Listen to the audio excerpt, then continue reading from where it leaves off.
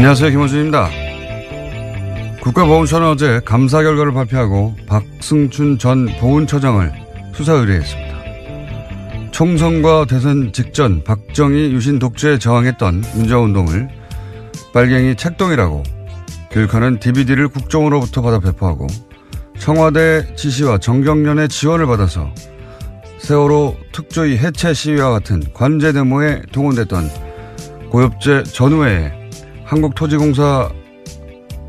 한국토지주택공사로부터 주택사업 우선사업자가 될 수 있도록 지원하는 등 혐의는 여러 가지입니다. 이 수사 의뢰에 대해 조선일보는 또 한 번 정치보복 프레임을 끌어들였습니다. 이전 정권은 선거 패배와 정권 교체로 국민 심판을 받았고 그 이상 엄중한 심판이 없는데 직성이 안 풀려 다 감옥에 보내면 정권이 다시 바뀌면 그대로 보복당할 것이다. 조선일보 이야기입니다. 조선일보는 엄정한 법 집행과 법 질서 확립을 주장하는 무수한 사설을 그동안 써왔는데 정작 보수가 그 엄정한 법 집행의 대상이 되자 갑자기 봐줘야 한다는 거죠. 박 전 처장의 비의혹이 정권 교체됐다고 저절로 없던 일이 됩니까? 아예 없는 제도 만들어내서 생사람을 간첩으로 만들어냈던 세력이 할 말이 아니죠. 적폐 수사 때마다 빠짐없이 등장해서 정치보복이라고 외치며 정권이 다시 바뀌면 보복당할 거라고 저주하고 협박하는 조선일보. 에게 제가 할 말은 한마디입니다. 시끄럽다. 김어준 생각이었습니다.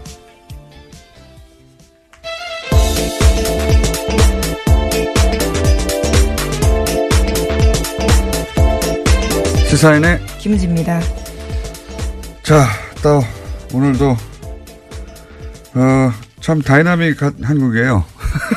이슈가 워낙 많죠. 예. 이렇게 매일 하는데도 매일 이렇게 20분 동안 떠도는 뉴스가 나오는지 모르겠습니다. 자, 오늘은 어떤 뉴스가 첫 번째입니까?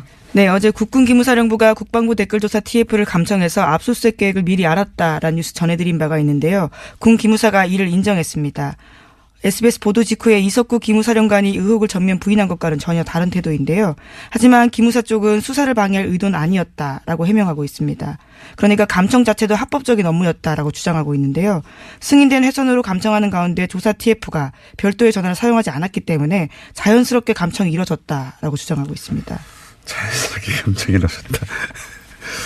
네, 어제는 이제 뭐 아무런 문제 없다고 완전 부인했다가 그렇죠. 하루 만에 자세가 바뀌긴 했는데 이제 SBS가 확보한 게 뭔지는 모르겠습니다만 그게 증인인지 물증인지 뭔지는 모르겠습니다만 이렇게 자신 있게 보도했을 때는 뭔가 있겠죠. 믿을 만한 구석이. 그러자 이제 감청을 하긴 했는데 아니 우리가 감청을 하려고 한 게 아니라 그 회선에서 저절로 걸려들었어. 이런 거 아닙니까? 제가 최근에 본 해명 중에 가장 창의적이네요. 저절로 걸러들였을 뿐 우리는 하려고 한 게 아니다 이거죠. 예. 예, 저절로 걸러들었다고 하더라도 어쨌거나 그 내용을 보고했고요. 그 보고한 문서를 삭제했습니다. 그런데 그게 복원돼서 걸린 거거든요. 그러니까 왜 삭제했는지에 대해서는 설명하지 못하고 있는 거죠. 아니 이게 상급기관이 범죄 혐의를 지금 조사하고 있는데 저절로 걸렸다고 하더라도 그걸 보고하거나 거꾸로 예 이거 이 회사를 닫아야 된다고 보고하거나 혹은 거기에 대해서 그 회선을 이 사실 자체를 사실은 조사 대상에게 알려줘야 되는 거예요. 예. 그런데 그렇죠. 수사 방해가 될 수 있는 상황이니까요. 근데 이제 그거에 대해서 이제 자기들은 압수수색에 대비해서 증거인멸을 시도했다. 예. 하는 정황이 지금 의심되는 것이고, 예. 저는 군 관련 특히나, 예. 군 관련은 군에 이 수사를 맡기면 안 되겠다 하는 생각을 다시 한번 하게 되는 것이 이게 국정원 TF 때하고는 또 다른 것이요. 국정원 TF도 비슷한 구조로 했거든요. 예.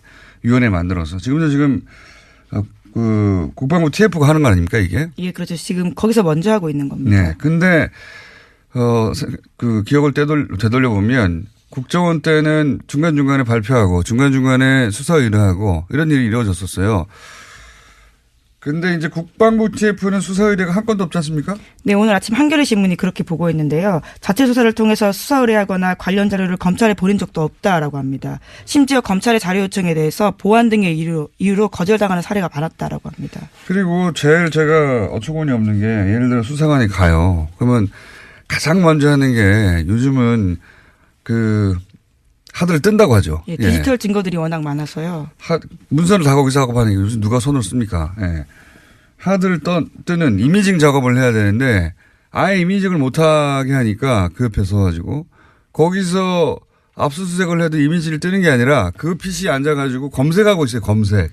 예, 이렇게 그렇죠. 해서 그 안에 있는 모든 문서 혹은 뭐 이름을 바꿨을 수도 있고요. 또는 그 파일을 암호화해서 숨겨놨을 수도 있고요. 이게 어떻게 조사가 됩니까? 그 자리에 앉아가지고. 게다가 남의 PC에 앉아가지고 그 남의 PC 구조가 어떻게 되는지도 모르는데 검색을 해서 찾아가라는 거거든요. 말도 안 되는 거예요. 그런 방식의 압수수색밖에 허용하지 않고 있거든요. 상급기관이 왔는데. 그래서 김무사령부도 댓글 활동에 관여했다고 하는 이야기는 한 달 전에 나왔는데 지금까지 조사가 이루어진 게 없어요, 제대로. 네, 압수수색도 겨우 한 달 지나서나 했다고 하는데요. 말씀처럼 이미징 그러니까 복제도 못하게 해서요. 그런 식으로 현장에서 곤혹스러운 상황이라고 합니다. 그리고 나서 이 국방부 TF 또 군인이거든요. 게다가 이 사람들이. 군인이 가서 군인을 조사하는데 군인들이 거부하는 거예요. 제대로 거부한다기보다 협조를 안 하는 거죠. 이미징도 안 된다고 하고. 국정원 같은 경우는 중앙 서버를 대놓고 지금 조사하고 있는데 이건 개개인의 PC도 못하게 하니까 조사가 될 리가 있습니까? 국방부가 제대로? 예. 저는, 이 수사는 처음부터 다시 해야 된다고 봅니다. 이 정도 해놓고 대충 넘어가서 시간이 지나고 이건 또다시 이런 일이 벌어지게 돼 있어요. 처음부터 다시 해야 된다. 예. 다시 짜가지고. 국방부 TF로 이 일을 제대로 못할 것 같으면 아예 외부에서 들어가서 처음부터 다시 해야 된다고 봅니다. 네. 저는 이 한겨레 특종 굉장히 중요한 특종이라고 봅니다. 군에 관련된 수사는 사실상 제대로 된 게 없다 이거거든요. 예. 그리고 국정원에서 가짜 사무실 만들어서 방해하던 것 이상이죠. 예. 자기들끼리 도청해가지고 자기들끼리. 그렇죠. SBS는 또 그런 내용들을 보도했었는데요. 처음부터 다시 해야 된다. 예. 저는 그렇게 봅니다. 게다가 지금까지 수사 의뢰도 없고요. 예. 이미징도 안 되고. 예. 완전 개판이에요. 수사가. 자, 굉장히 중요한 특종 나왔고, 저희도 앞으로 계속해서 SBS도 추가 못하겠죠. 다음 주는요?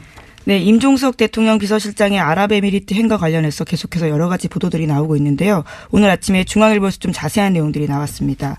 UAE 왕세자가 날짜를 지정하면서 요청돼서 결정된 일정이다라고 여권 핵심 인사가 밝혔다라는 건데요. 이 인사의 발언을 인용한 보도를 보면요. 특사 파견은 왕세자의 요청에 따른 것으로 방문 날짜도 아랍에미리트 측에서 정해준 일정에 맞추다 보니까 급하게 진행됐다라고 밝히고 있고요. 양국 간의 시급한 관계 개선이 주 목적이었다라고 말하고 있습니다. 처음으로 좀 구체적인 여러 가지 설들이 나오다가 이건 이제 양 국가 간의 외교적 차원에서 벌어진 일이기 때문에 그 자리에 참석하지 않은 사람들은 알 수가 없어서 추측 보도만 나오다가 좀 구체적인 내용이 처음으로 나왔네요. 예. 이게 이제 자유한국당에서는 처음부터 임종석 비서실장이 아랍에미레이트로 날아간 직후부터 계속해서 이게 바로 이명박 전 대통령 뒤를 캐려고 하다가 이런 일이 벌어진 게 아니냐, 혹은 뒤를 캐러 간 거 아니냐, 예. 그런 얘기를 끊임없이 주장을 했었죠, 예. 근데 여기 지금까지 나온 보도로 보면 거꾸로 UAE 측 요구로 갔다. 급하게 일정을 잡아서 갔고, 그리고 주 목적은 양국 간의 시급한 관계 개선이다. 이렇게 나오고 있는데, 이 이상은 이제 적어도 왕세제를 만나고 왔기 때문에 우리 쪽에서는 대통령 비서실장이 갔고 외교 차원에서 벌어진 일이라 더 이상 청와대에서는 뭐가 안 나올 것 같은데요. 제가 나름대로 또 취재한 바로는 저도 가끔 취재를 합니다. 나름대로 취재한 바로는 이명박 전 대통령 뒤를 캐기 위해서 왕실로 간 거 아니냐. 그러다가 발각돼서 간 거 아니냐. 라는 자유한국당의 주장이 있지 않습니까? 계속 그런 주장을 하고 있습니다. 자유한국당은 처음부터 이 프레임을 잡았어요. 그러니까 정치보복 프레임이죠, 이것도. 예, 정치보복 하려고 하다가 지금 외교 관계까지 지금 탈난 거 아니냐. 이런 정치보복 프레임을 동원했는데 여기서 주목할 것이 두 가지입니다. 하나는 해명 중에 보면, 이명박 정부 때 이제 UA하고 관계가 원전 때문에 긴밀해졌지 않습니까? 그런데 박근혜 정부 들어와서는 UA 쪽에서 예를 들어서 고위급 인사가 와서 현역 때 만났던 그러니까 이명박 전 대통령을 만나려고 해도 박근혜 정부 시절에는 일정을 안 잡아줬대요. 안 잡아주고 대신 현 정부의 총리를 만나고 가라. 당시 현 정부라면 박근혜 정부. 당시, 거죠? 예, 박근혜 정부의 그런 식으로, UAE와 관계가 소원해졌다고 해요. 예. 거기까지 제가 들은 이야기고. 그러면 이번에는 왜 갑자기 가느냐. 저쪽의 요구에 따라. 그거는 결정적인 사건이 뭐였냐면 이명박 전 대통령이 갑자기 바레인에 가잖아요. 네, 그랬죠. 12월 달에. 굉장히 시급한 상황이었는데 시급한 상황이었다는 거는 다스는 누구 겁니까가 폭발적으로 보도되고 할 때였는데 바레인에 뜬금없이 강연을 간다고 하셨죠. 예. 그 이후로 UAE가 갑자기 여러 가지 항의를 현 정부에 했다. 이명박 전 대통령이 바레인에 갔을 때 그러니까 정치 보복을 하다가 UAE가 관계가 나빠진 게 아니라 이명박 전 대통령이 바레인에 갔을 당시에 무슨 일이 일어났다. 이거는 제가 전후 사정을 취합하다가 저의 추정입니다. 이것도 역시 저 참석해 보지 않았기 때문에 이 고위급의 만남에 이명박 전 대통령이 뭐라고 했어요. 예. 네, 12월 달에 아니고 11월 달에 갔습니다. 제가 날짜를 잘못 말씀드렸는데요. 뭔가 이간질을 했어요. 예. 뭔가 이간질을 가서 하고 그 얘기를 들은 UAE는 이명박 전 대통령의 예를 들어서 다스 관심 없어요. 당연히 그게 아니라 뭔가 이간질을 한 것 같다. 예. 그리고 그 프레임에 딱 맞춰서 자유한국당이 정치보복이라고. 예. 여기까지가 제가 추정한 바입니다. 뭔가 했습니다. 바레인에 갔을 때. 이건 제가 좀 더 취재해보고 구체적인 게 있으면 다시 이야기하기로 하고. 여간 언론에서 보도 안 되는 것 중에 하나가 이명박 전 대통령의 바레인 행 전후에서 이런 일이 갑자기 벌어진 거거든요. 뒤로. 그때 뭘 했어요. 뭘 했어요 아마. 본인이 살려고 뭘 한 것 같습니다.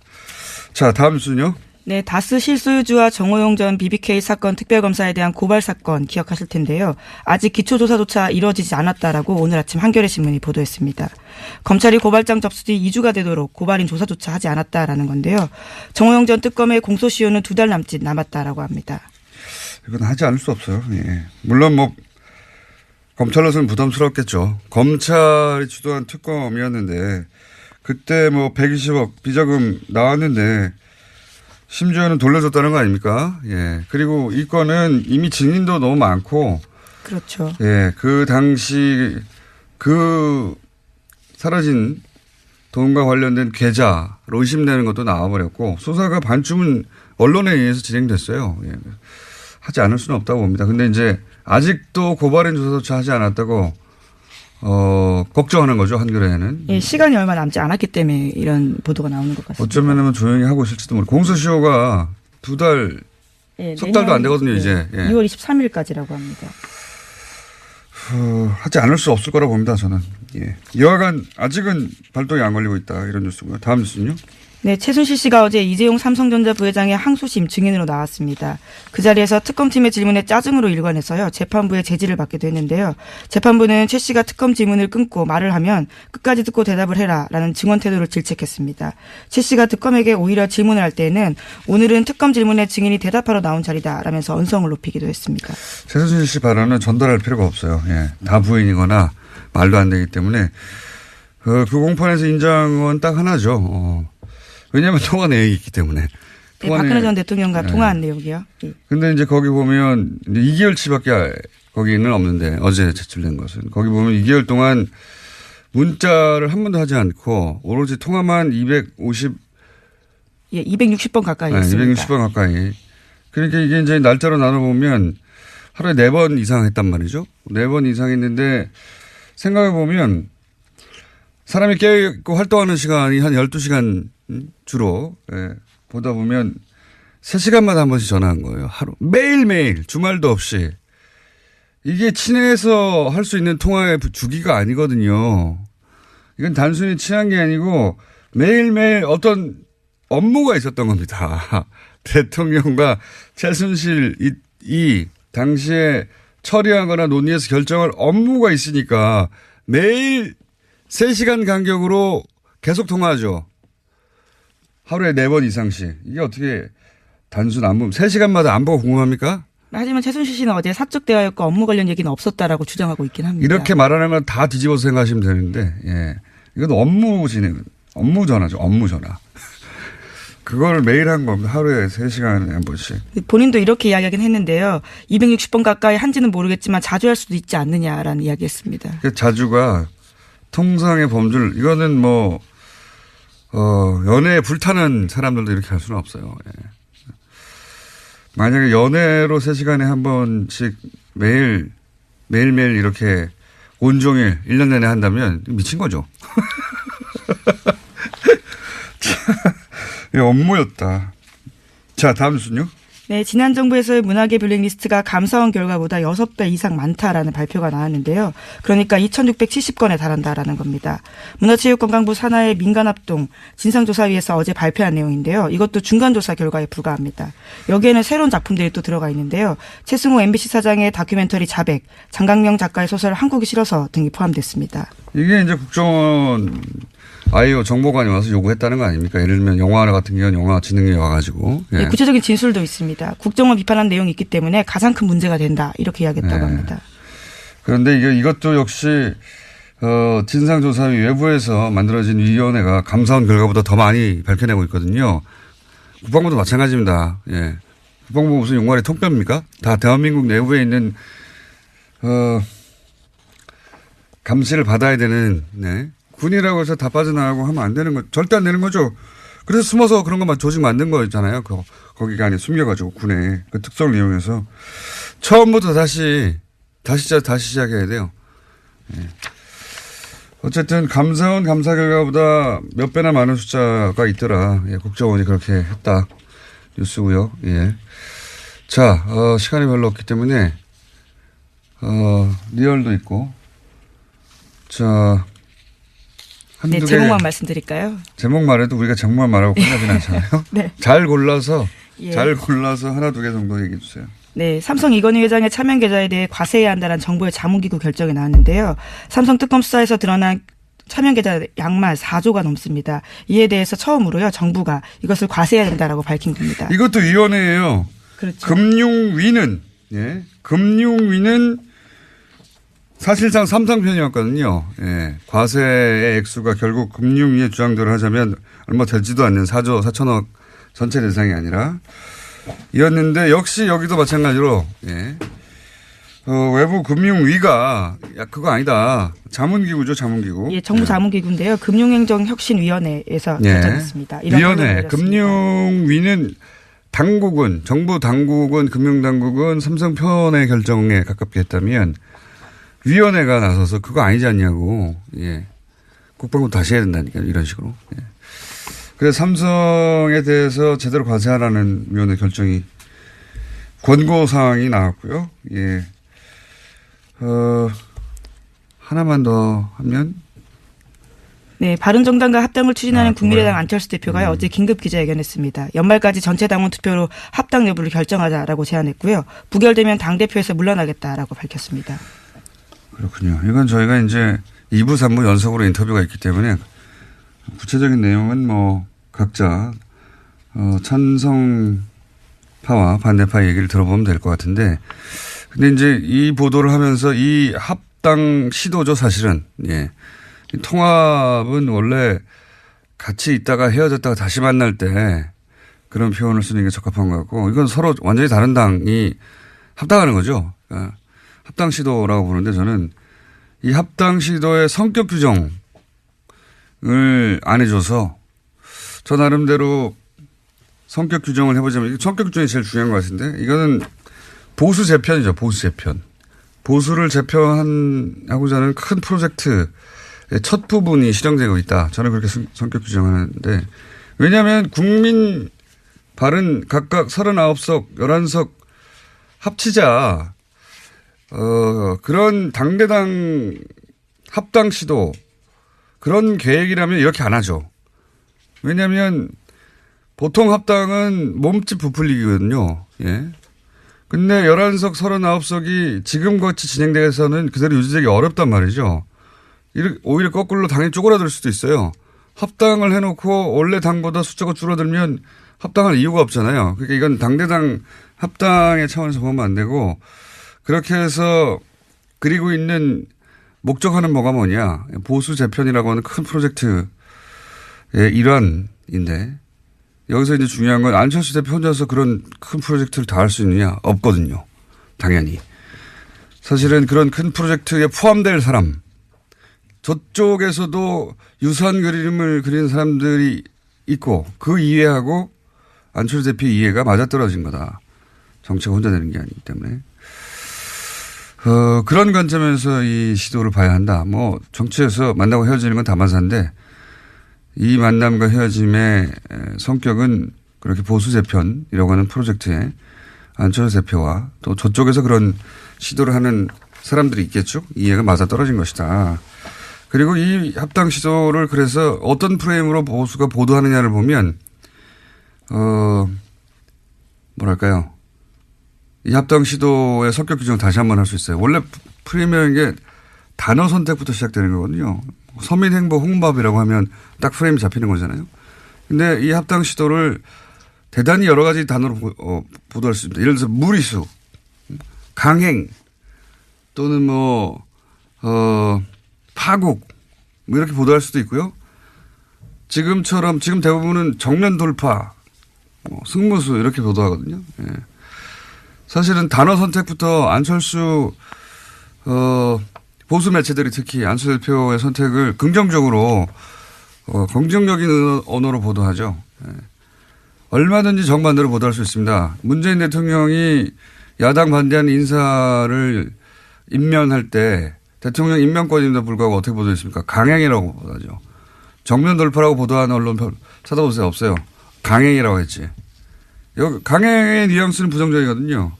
이 시도도 그렇게 부정적으로 보도할 수도 있는데 정면 승부 아니에요, 지금. 의원총회도 안 나가잖아요. 정면 승부 아닌데 그 자체가 프레임이에요. 옳다 그러다가 아니라 어떻게 각 진영의 이해가 반영되느냐 하는 관점에서 보면, 예, 이 시도의 밑그림, 진짜 규정, 성격 같은 걸 규정할 수 있는데, 저는 그래서 보수 재편의 시도다, 재편의 시도다, 그렇게 성격 규정하는 게 맞다라고 저는 봅니다. 여기까지 하겠습니다. 네. 지금까지 시사인 김은지였습니다. 감사합니다. 네, 바로 이어서 목요일은 항상 준비된 리얼미터. 자, 리얼미터 권순정 조사분석실장 나오셨습니다. 안녕하십니까? 안녕하십니까? 자, 지난주 이후로 큰 이벤트가 있었습니다. 중국을 방문했던. 이 중국을, 일단 제가 이거 말씀하시기 전에 중국 방문 직전부터 방중 기간 동안, 보수 모체 중심의 이제 폭탄, 보도가 있어요. 이례적인 부정적인 보도가 집중되어 있었습니다. 대통령, 결혼조사 기관에 계시니까 잘 아시겠지만 대통령 순방은 무조건 긍정적인 효과를 냅니다. 네. 예. 뭐 자연스럽잖아요. 국내 시끄러운 정치 현안을 떠나가지고 네. 해외에 가가지고 좋은 그림 막 나오고 대통령끼리 만나고 밥 맛있는 거 먹는 네. 것 같고. 그래서 거의 요번에 엇나간 게 네. 거의 제가 기억하기로는 요번에 거의 처음이 아닌가. 제가 알기로도 어제도 한번 말씀드린 것 같은데 대통령 순방이 거꾸로 부정적인 영향 여론에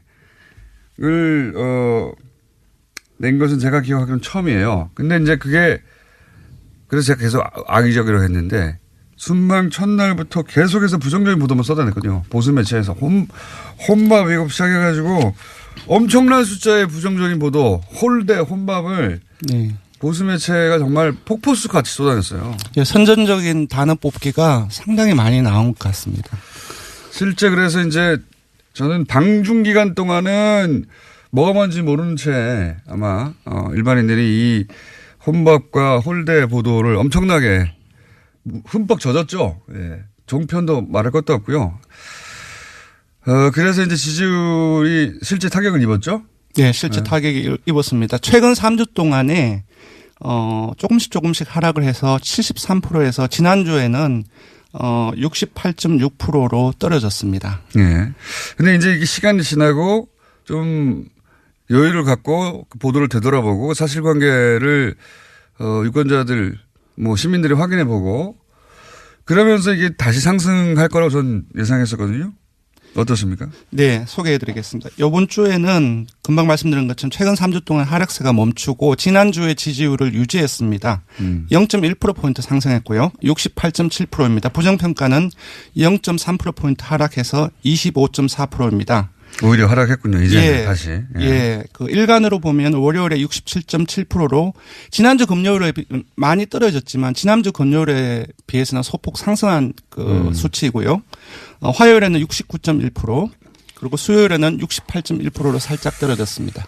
그러니까 이제 그 소위 방중 관련한 부정적인 보도가 폭포수처럼 쏟아지면서 떨어졌다가 다시 오히려 방중이 끝나고 나서 중국 방문 성과에 대해서 조금씩 올라가고 있다. 예, 언론 보도 경향을 보면 지난주 주말을 경과하고 월요일까지 조금씩 방중 성과에 대한 내용들이 보도량이 조금씩 늘어났고요.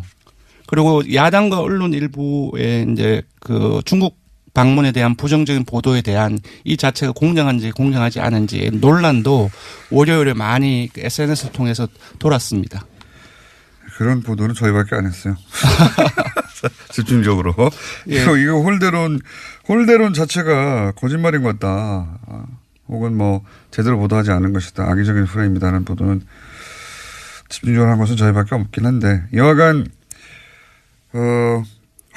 이제 하강 곡선을 그리다가 방중 기간 동안 오히려 이제 방중이 끝난 다음에 조금씩 다시 회복되고 있다 이런 얘기네요. 네, 그렇습니다. 그 화요일에는 이제 평창 동계올림픽 홍보 행사에 거의 하루 정도를 다 빼서 트레인 원이라든지 MBC 미국 MBC 인터뷰 보도라든지 이에 대한 이와 관련된 보도가 상당히 많이 확대되었었고요. 또 어제는 조금 떨어졌는데 오늘 이제 조간에서도 일부 조간 사설에도 일부 나왔던데 평창 올림픽 기간에 한미 연합훈련의 연기 검토한다는 소식이 나왔었죠. 이런 뉴스는 항상 노년층에서 싫어하죠. 보수층에서. 한미연합훈련을 평창 올림픽 때문에도 연기하자고 해도 무조건 싫어하는 경향이 좀 있습니다. 근데 저는 한편으로 지금까지 현 정부는 2번 정도의 이 보수 진영 매체에 폭탄을 맞았거든요. 한 번은 이제 북핵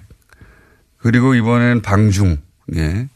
2번의 집중적인 폭격을 받았는데 그러니까 이 현 정부가 소위 그렇게 폭격을 집중적으로 당했을 때 입을 수 있는 그 지지율의 하락의 정도를 저는 그 두 사례를 보고 이제 가늠해 볼 수 있다고 보는데 그게 한 60% 중반까지 에서 저지가 돼요 보면. 네, 맞습니다. 지난 9월 3일 그 북핵 이후에 계속 떨어져서 한 67%까지가 최저치로 떨어졌거든요. 네. 그리고 요번에도 떨어진 것이 지난주에 68.6%인데 사실상 상당히 많이 지금까지 하락한 최저선이 한 60%대 중후반대, 중반이라기 하기는 좀 그렇고 중후반대가 아닌가 싶고요. 굉장히 어떤 의미에서 놀랍기도 합니다. 저지선이. 예, 왜냐하면은 지지층의 저지선이. 지난 정부 박근혜 대통령 국정수행 지지율 최고치가 주간 집계로 67.0%입니다.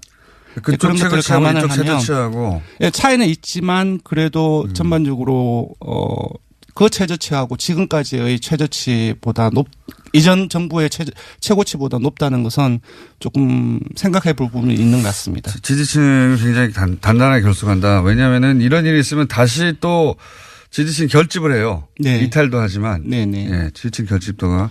그러니까 이번 주 같은 경우는 여전히 이제 대구 경북이나 60대 이상 그리고 안보 문제에 조금 더 강경한 경향을 보이고 있죠. 진보적인 성향을 가지고 있다 할지라도 20대에도 빠졌고.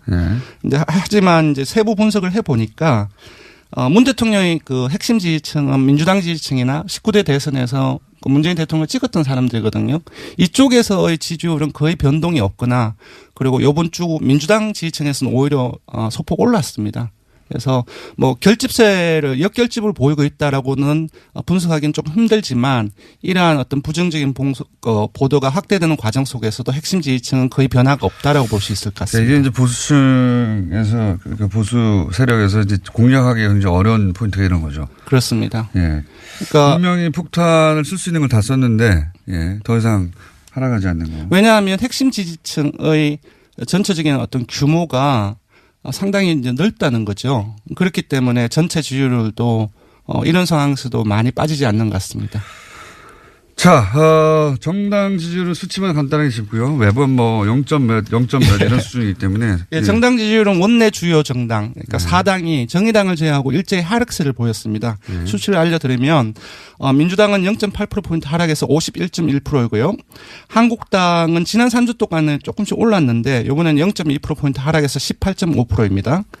정의당은 이제 계속 최하위를 하다가 이번에는 상당폭 올랐다고 볼 수 있을 것 같습니다. 왜냐 지지율이 워낙 낮았기 때문에 2.1%포인트 상승해서 6%를 기록했습니다. 바른정당은 0.7%포인트 하락했고 5.1%입니다. 2주째 내림세를 보이고 있고요. 국민의당은 호남에서 7.5%를 기록했습니다. 그러니까 11월 2주차에 약 호남에서 6주 전에 7.4%를 기록해서 전체 국민의당 창당 이후에 호남에서 최저치를 경신을 했거든요. 그때와 비슷한 수치로 하락을 한 것입니다. 그리고 다시 4%대로 하락을 해서 4.9%를 기록했습니다. 아무래도 현재 지금 당내 상황이 그렇죠. 가장 직접적인 영향을 미친 것으로 보입니다. 그러고 그것마저 알려주마. 네. 오늘은 뭡니까? 네, 이번에는 아까도 말씀드렸다시피 문 대통령의 중국 방문 전후로 해서 네. 그 다양한 어떤 언론 보도가 있었는데 거기에 대한 악의적인 프레임이라고 제가 계속 주장했던 일주일간 그 내용에 대해서 보도 언론설했죠. 예. 질문을 아주 건조하게 물었습니다. 잠깐 읽어드리면 지난주 문재인 대통령의 중국 방문을 전후한 언론 보도에 대하여 논란이 있습니다.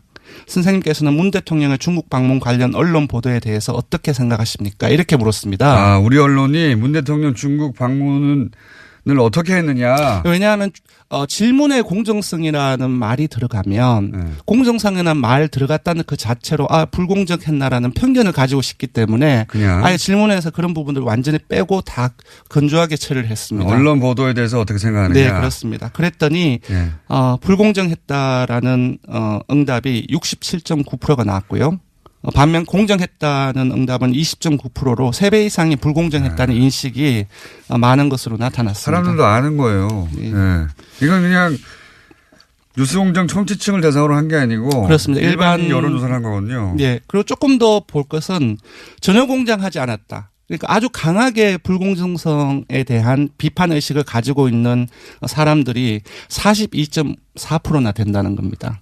예. 네, 그렇고 세부적으로 보면 이거는 조금 중의적으로 봐야 되는데요. 자유한국당 지지층이나 보수층 60대 이상, TK, PK, 영남권을 포함해서 모두가 불공정했다라는 인식이 지배적이거든요.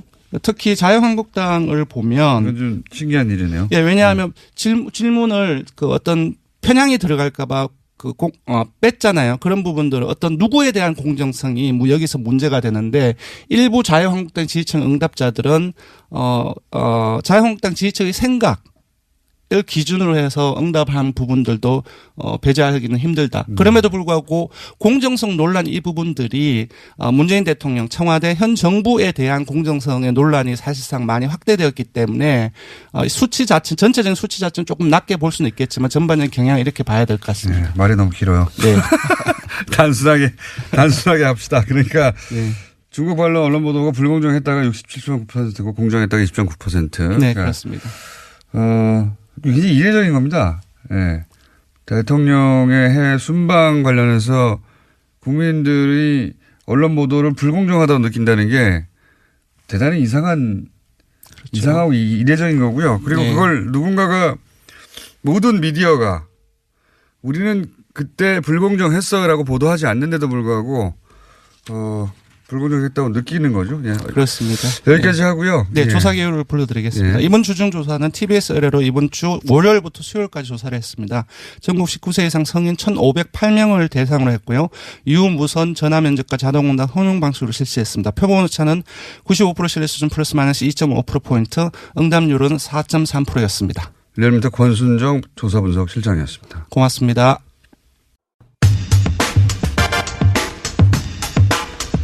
국민의당 안철수 대표가 어제 통합 관련 기자회견을 했죠. 네. 안철수 대표의 비서실장을 맡고 있는 국민의당 송기석 의원 연결해서 좀 자세한 이야기 들어보겠습니다. 안녕하세요, 의원님. 네, 안녕하십니까. 송기석입니다. 제가 이해한 게 맞나 좀 봐주십시오. 어제 기자회견 핵심은 전 당원에게 통합을 추진할지 말지를 본인 재신임을 걸고 물었다. 이게 맞죠, 일단? 네, 맞습니다. 네. 그리고 또 한 가지, 요거 관련해서 많이들 헷갈리는 것 같은데, 저도 좀 헷갈렸는데, 일단 전당원 투표를 해서, 네. 통합하자고 하는 그 여론이 우세하면, 그 투표 결과가, 예. 그러면 그때 그 결과를 보고 전당대회를 하겠다. 이렇게 2단계 통합을 진행하겠다. 이런 거죠. 아니, 2단계 통합이라기보다요. 예. 예, 결국 이제 그동안에, 그러니까, 바른정당과의 관계 설정에 대해서 당내 공론화 설정, 그러니까 의원 워크숍이라든가 원외 지역위원장 간담회 이런 것들을 거치고 그동안 지역별 당원 의견을 수렴했지 않습니까? 예. 그럼에도 불구하고 그 방향에 대해서 연대 정도가 맞다, 아니다, 통합까지 가야 된다, 이렇게 계속 당내 갈등이 계속되고 있어서 그러면 그 방향으로 계속 갈 건가, 그 여부를 일단 전당원 투표를 통해서 방향을 결정하자는 의미이고요. 전당대회 이 부분은 당연히 합당에 관해서는 전당대회가 전대의 고유 권한입니다. 그렇기 때문에 이제 만약에 방향이 그렇게 설정된다면 합당을 위해서 그런 당헌, 당규, 정당법상의 그런 절차를 차례차례 이제 거쳐야 된다라는 의미입니다. 그러니까 이 통합 추진을 계속 할 거냐 말 거냐를 전당원 투표로 묻고, 네. 그래서 그 방향으로 가라 하는 당원들의 뜻이면 전당대회까지 하겠다. 이렇게 2단계. 제가 이해한 게 맞는 건 맞는 거죠. 표현은 뭐 2단계로 했던 거죠. 네, 맞습니다. 그래서 전당원 투표는 통합할 거냐 말 거냐 하는 의사만 묻고, 네. 통합하는 게 좋겠다는 전당원의 의사가 드러나면 전당대회까지 해서 거기서 다시 이제 결론을 낸다. 이런 거죠. 네, 그렇습니다. 제가 좀 이해가 안 가는 건 그거 그냥 한 번에 하면 안 됩니까? 당연당규상 어차피 전당대회 하는 거니까 네. 전당대회에서 다 묻고 결론 내면 되는데 왜 이렇게 나눠서 하는 거죠? 예, 맞습니다. 바로 이제 그렇게 갈 수도 있지만 그러나 지금 아시다시피 지금 당 내에서 통합 방향으로 가는 것 자체도 맞지 않다라는 그런 의견들도 많이 있으니까 특히 이제 우리 원내 의원들 사이에서도 의견이 엇갈리고 현재 이 시점에서는 통합 자체 추진하는 것이 적절치 않다는 게 또 다수 의원들이기도 하고 하니까 그러면 진짜 우리 당의 실질적 주인인 우리 당원들은 어떻게 생각하는지 그 의사를 한번 확인해 보자. 그리고 그것을 보고 다시 한번 더 우리가 머리를 맞대고 이야기해 보자라는 그런 차원입니다. 그게 이제 무슨 말씀인지는 알겠는데 네. 이게 한 번만 해도 될 것 같은데 요는 거꾸로 다수가 반대하는데도 불구하고 안철수 대표가 꼭 하고 싶으니까 이 전당원 투표라고 하는 우회 전략을 세운 거 아닙니까? 아니 다수가 반대한다는 그 의미가 다수의 의미가 어떤지는 모르겠는데요. 방금 다수 의원이 반대한다고 하셨잖아요. 제 말은. 그렇습니다. 다수 의원. 예. 네네. 예. 당내 다수 의원이 반대하는데 네. 반대하는 다수 의원들을 이제 뚫고 지나갈 수가 없으니까 네. 전당원 투표라고 하는 우회 전략을 쓰는 게 아니냐 이렇게 제가. 예, 근데 이제 저는 우회라고 보기보다는 오히려 이게 그 정상적인 절차에 가깝다고 봅니다. 뭐 좀 전에 말씀드린 뭐 다수 의원이 반대한다는 의미는 그 다수라는 의미는 현재 단계에서 그러니까 개헌과 선거제도 개편에 전념해야 될 이 단계에서 통합 논의하는 것은 적절하지 않다라는 게 다수고 그러나 이제 일단 궁극적으로 선거 후 뭐 연대라든가 통합 이것은 얼마든지 가능하다라는 또 의원도 꽤 있습니다. 그러니까 방향 문제도 있고 시점 문제도 있습니다. 그런 거에 관한 전체 당원의 의사를 한번 확인해 보겠다는 뜻이죠. 알겠습니다. 통합 찬성파 입장에서는 이제 그게 이제 묘수라고 할 수 있겠는데 반대파 입장에서는 꼼수라고 할 수도 있을 것 같아서 그러니까 반대파를 설득하거나 이제 정면 돌파가 안 되니까 이렇게 전당원을 끌어들인 게 아니냐 투표를 이렇게 말할 수도 있을 것 같은데 그 뜻은 알겠습니다. 근데 네. 이제 그게 묘수든 꼼수든 어쨌든 대표가 그런 방침을 세웠으면 의총에 가서 그 방안을 설명하시면 되는데 어제 왜 안 가신 건가요?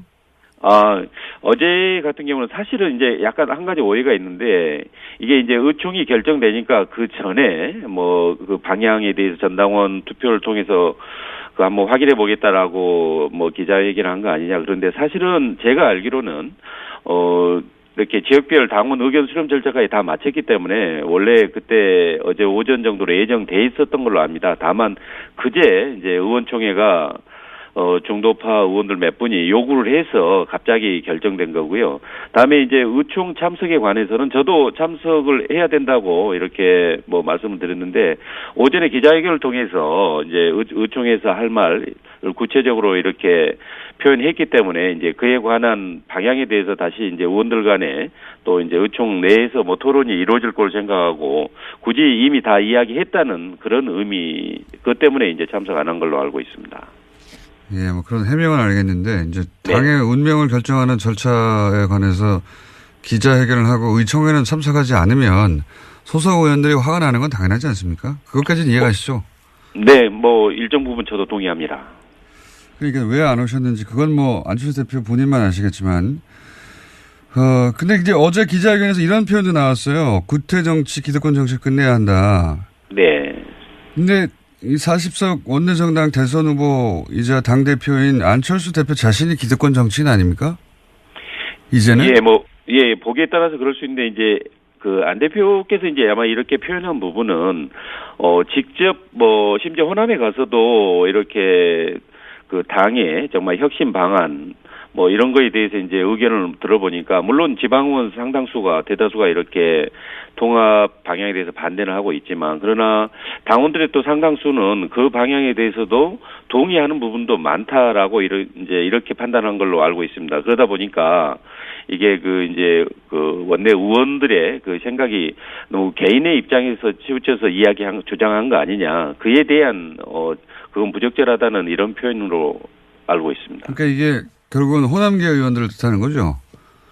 네, 그 중에서 전체를 다 의미하는 건 아니고요. 일부 호남계 이제 예를 들자면 당을 살리기 위해서 뭐 어떻게 혁신해야 되느냐에 대해서 논의하고 있는데 그게 마치 뭐 이렇게 야합이다, 뭐 적폐연대다.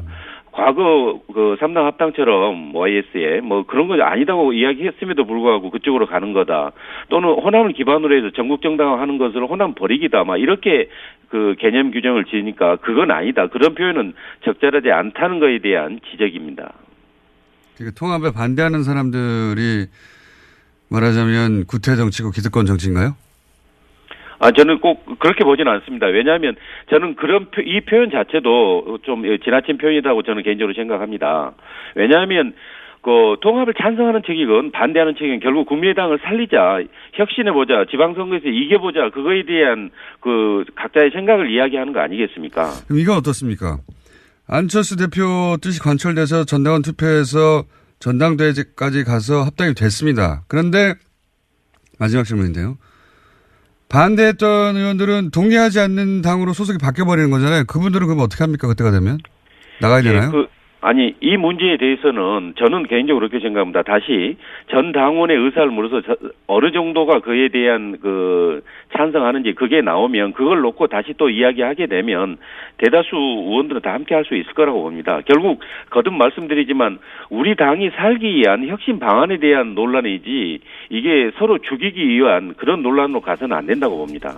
알겠습니다. 여기까지 듣겠습니다. 오늘 말씀 감사합니다. 네, 고맙습니다. 네. 안철수 대표 비서실장 국민의당 송기석 의원이었습니다.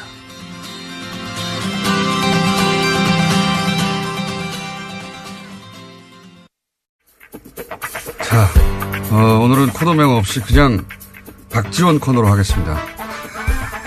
정치 구단주. 정치 구단주. 네. 박지원 전 대표 나오셨습니다. 안녕하십니까. 진짜 안녕 못합니다. 진짜 안녕 못합니다. 진짜 안녕 못하실 것 같아요. 개인적으로도 어제. 당으로도 국가로도 네. 이렇게 처참할 수가 없습니다. 우선 부인 수술은 잘 되셨나요? 뭐 수술은 잘 됐다고 하는데 네. 얘기하지 않겠습니다. 네. 저를 울리지 마십시오. 쾌유를 빌고요. 감사합니다. 다른 이야기는 지금 할 계제가 아니고 우선 제가 궁금한 게 궁금한 게 한 가지 두 가지겠어요? 지금 우리 안철수 대표 하는 꼴 보면은 5만 가지가 다 궁금하지. 우선 의총에 안 나온 것은 원래 안 나오기로 한 겁니까? 원래 나오기로 한 겁니까? 의총은 하루 전에 소집이 됐고 예. 당대표 일정은 하루 전에 고지가 됩니다. 예. 저도 병원에 있었지만은 문자를 통해서 안철수 대표가 참석하겠다는 걸 밝혔죠. 예. 일정이 나왔어요. 예. 그런데 세상에 어떤 당대표가 주요한 사항은 의총에서 얘기를 해야지 의총 3시간 전에 통합 발표하고 정작 의총은 무서워서 못 나오고 도망쳐버리는 도철수가 된 겁니다. 도철수. 그러니까 이건 통합이 아니고요. 보수야합 합당입니다. 그래서 우리는 통합이라고 질문하면 앞으로 김공장장 안철수 편하고 똑같기 때문에 대답 안 할 거예요. 그럼 합당 시도라고 할게요. 합당 시도. 그 정도면 중립적인 단어 아닙니까? 예. 합당 시도. 저도 원래 통합은 김총수가 언제 중립적이지는 않죠. 아니 근데 안철수 미워하고 우리 국민의당 망하기 바라는 것은 뭐 잘 알고 있는데 망하기를 바라진 않아요. 지금 이 망할 조짐은 당내에서 만들어진 그런데 거지. 예. 바라지 않는다고 하지만 지금 망해 가고 있잖아요.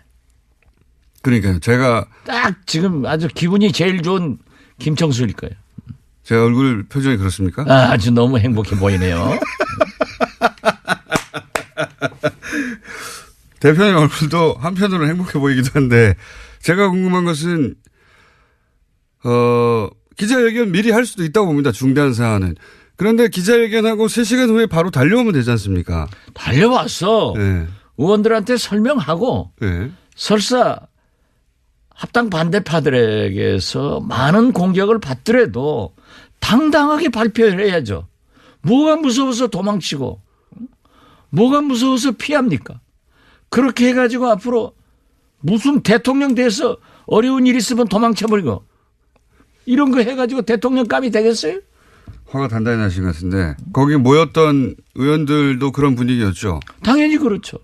저도 그 대목은 진짜 이해가 안 갑니다. 그 기자회견이야 갑자기 급하니 또는 뭐 본인의 의지를 정확하게 전달하기 위해서 그랬다고 치고 그리고 이제 의총을 모았고 거기 이제 국회의원들이 다 기다리고 있는 거잖아요. 당내 의원들이. 당연히 그렇죠. 예. 기자회견을 했던 뭐 의도나 배경이나 이런 걸 설명하면 되는데 온다고 했다가 안 온 거죠. 갑자기. 도망쳤다니까요. 도망쳤다니까요. 아니 현장을 기피하는 그런 지도자가 어디 있습니까? 문재인 대통령 후보가 광주에 갔을 때 광주 공항에서 한 20여 명이 오지 마라. 지난 총선 때요. 그렇죠. 예. 이렇게 데모를 하니까 문재인 대통령이 뒷문으로 나갔어요. 네. 그것을 두고 얼마나 비난했습니까? 당당하지 못하다고. 오긴 왔는데 뒷문으로 갔다고. 그렇죠. 예. 정치인은요. 예. 저처럼 달걀을 맞더라도 맞는 게 좋습니다. 그래서 그러한 현장을 도피하지 않고 만나서 설득을 하고 또 그분들의 의견을 듣는 것이 정치인이지 안철수식 정치인은 소통하러 전국을 돌아다닙니다. 라고 하면서도 광주에서도 부산에서도 춘천에서도 자기 편들 버스로 동원해가지고 거기에서 통합합시다. 이 얘기 듣고 소통했다고 하면은 그런 소통 하루에 100번도 할 수 있습니다. 문제는 반대파들의 얘기를 들어봐야 되는 거예요. 그래서 저는 문재인 대통령에게도 야당과 소통을 하십시오. 오죽했으면은 김명수 대법원장 인준 표결을 앞두고 왜 대통령께서 야당 대표들에게 전화하지 않습니까? 공개적으로 몇 번 얘기했더니 문재인 대통령께서 해외 나가시면서 비행장으로 가시면서 안철수, 김동철 두 대표에게 전화해가지고 풀어나갔지 않습니까? 이것이 정치인이 할 일이고 이것이 지도자가 할 일이지 자기가 또 발표해놓고 곤란하고 비난받을 것 같으니까 도망친다고 하면은 그게 어떻게 안철수입니까? 도철수지. 도철수. 근데 언론에서는 정면승부라고 하던데요. 그게 자충수 든 거죠. 망하는 길로 간 거죠. 그렇게 이제. 내가 너무 흥분해서 얘기하니까. 네. 안철수 지금 죽일 건데 공장장 입 다무는 거 보니까 오늘 내가 잘하고 있네요. 아니. 어제 저도 만만히 재판을 받았어요. 그래가지고 그러셨죠. 빨리 네. 병원으로 가야 되는데 네. 전화가 왔어요. 지금 의원총회 중인데 굉장히 시급하죠. 한 사람이 부족해서 의결이 못 되고 있다. 네. 그래서 제가 안 나오려고 안 나가려다가 이건 아니다. 네. 내가 병원에서 울고 있어서 되겠느냐. 당을 위해서 내가 정치를 하는 놈. 그래 어제 처음 갔어요. 가서 한마디 하고 그때부터 어제부터 열이 받으셨고. 제 투쟁 의욕이 확 불타오르셨어요. 불타올라가지고 JTBC 손석희 뉴스룸에도 나가고 오늘 그러니까, 이렇게 여기 오늘 나오실 거면서 그 바로 직전에 아니 지금 뉴스공장보다 뉴스룸이 훨씬 손석희가 세요. 미안합니다. 아침은 저희가 장악하고 있어요. 근데 전날 밤에 하시면 어떡합니까?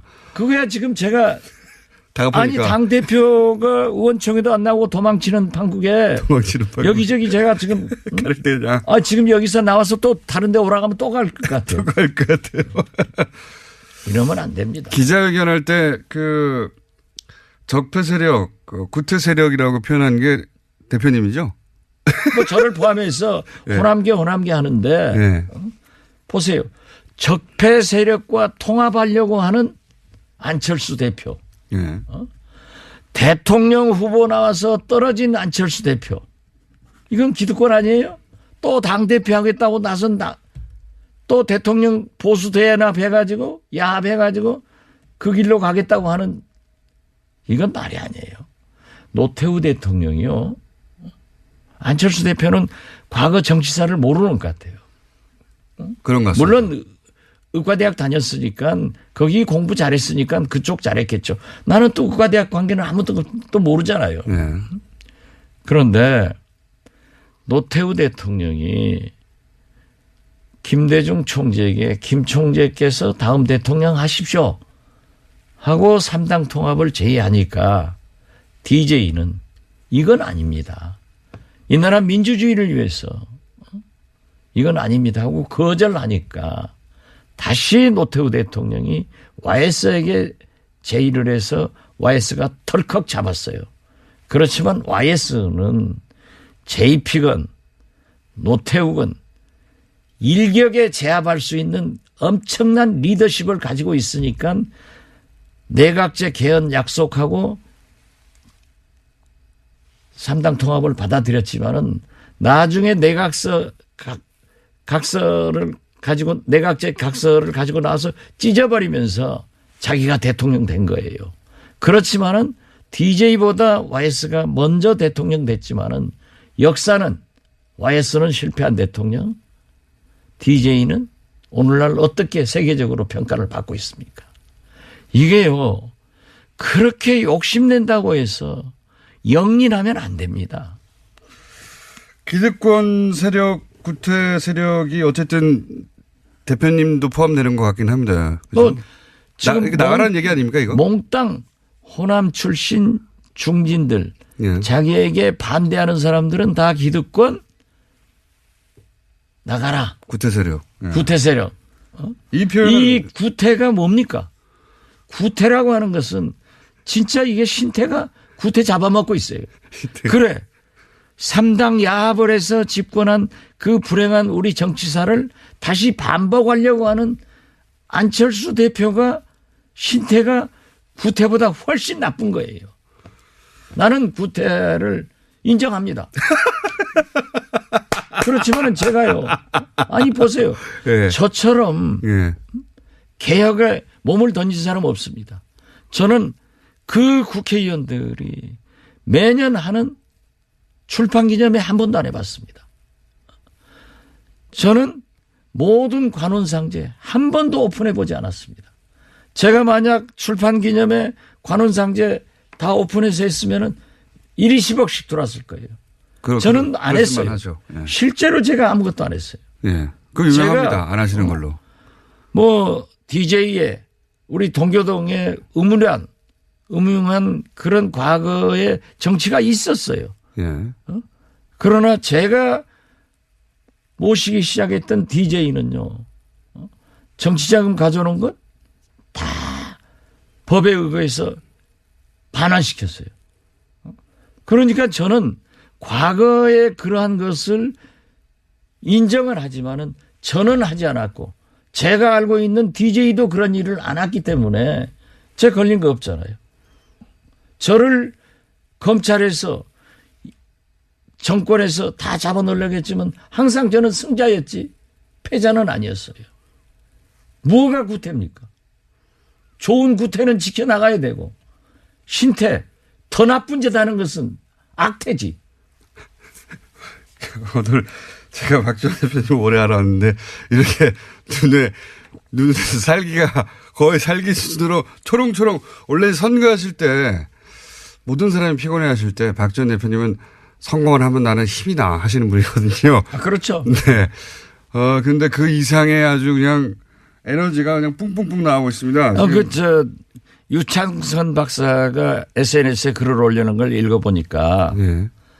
박지원하고 안철수하고 그렇게 가까웠다. 안철수 대통령 그랬죠. 후보 때 예. 그렇게 헌신적으로 박지원이라고 하는 그랬죠. 그건 불과 몇 인정합니다. 개월 만에 예. 이렇게 헤어지는 것은 잘해준 사람한테 그렇게 하는 안철수의 인격이 의심스럽다는 정도로 글을 쓰셨더라고요. 그분도 안철수 대표의 지지자였는데. 그렇죠. 예. 네. 그런데 좀 싫은 소리 하면 딱 끊어버리는 거예요. 지금 대표님은 이것을 과거에 이제 3당 야합의 반복이라고 보시는 거죠? 당연히 그렇죠. 저는 처음부터 이건 3당 야합의 길로 가는 거고 제2의 YS의 길을 간다. 네. 이렇게 보고 있습니다. 그리고 안철수 보수하고 손잡으려고 한다 이렇게 보시는 거고. 진보 쪽으로 와서 대통령 돼보려다가 네. 안 되니까 중도, 극중주의, 뭐 공화주의 이름도 잘 져요. 네. 자꾸 옮겨가더니 이제는 적폐 세력과 손을 잡고 보수 야합을 해서 합당을 해서 집권의 길로 간다고 하지만은 역사의 흐름은 한 단면을 잘라서 보면은 아주 지저분하지만 전체의 흐름은 도저히 좋은 방향으로 흘러갑니다. 안 됩니다. 그리고 자기가 얘기하는 통합, 합당도요. 전당대회에서 에러서 절대 안 됩니다. 전당대회는 왜 안 됩니까 근데? 전당대회는 지금 전당원 투표를 해서 전당원 투표는 안철수 대표가 유리하다고 생각하니까 하자는 거겠죠. 해서 거기서 통합 방향으로 여론이 우세하게 나오면 그런 다음에 전당대회를 열어서 밀어붙여서 이제 통과시키겠다는 거잖아요. 그렇죠. 전략은. 네. 예. 자기가 자기 머리만큼 상대도 좋아요. 응? 네, 박지원 대표님 머리 좋습니다. 저 못 당해요. 그러나 오늘 당무회의 한다는데 당무회의는 당권파가 다 잡고 있잖아요. 지명직을 안 했고 네. 당연직만 하고 있기 때문에 당직자건 예. 뭐 최고위원이건 사무총장이건 다 가지고 있는 거예요. 예. 통과될 거예요. 당연히 통과되겠죠. 그리고 또 당원 투표를 하더라도 예. 이게 안철수 당이기 때문에 예. 된다고요. 호남에서 모르지만 다른 지역에도 또 우세하겠죠. 아니 네. 수도권에서도 어렵죠. 네. 그렇지만 그래도 전체적으로 보면 될 수 있다. 전체적으로 보면 될 수 있는데 네. 왜 전당대회를 하려고 하느냐 네. 하면은 전당대회는 대표당원을 지역위원회에서 선출하게 돼 있습니다. 한 10,000명 되지 않습니까? 네. 네. 그렇기 때문에 우리 현역 의원은 자꾸 호남 의원, 네. 호남 중진하는데 예. 호남에 23명이 있고 예. 비호남권에 4명밖에 없어요. 네네. 4명이가 5명 뭐. 그렇기 때문에 그리고 전부 원외위원장들 아니에요. 대부분 원외위원장이죠. 90%가 원외위원장이죠. 예. 거기에서 대표당원들이 오기 때문에 그러니까요.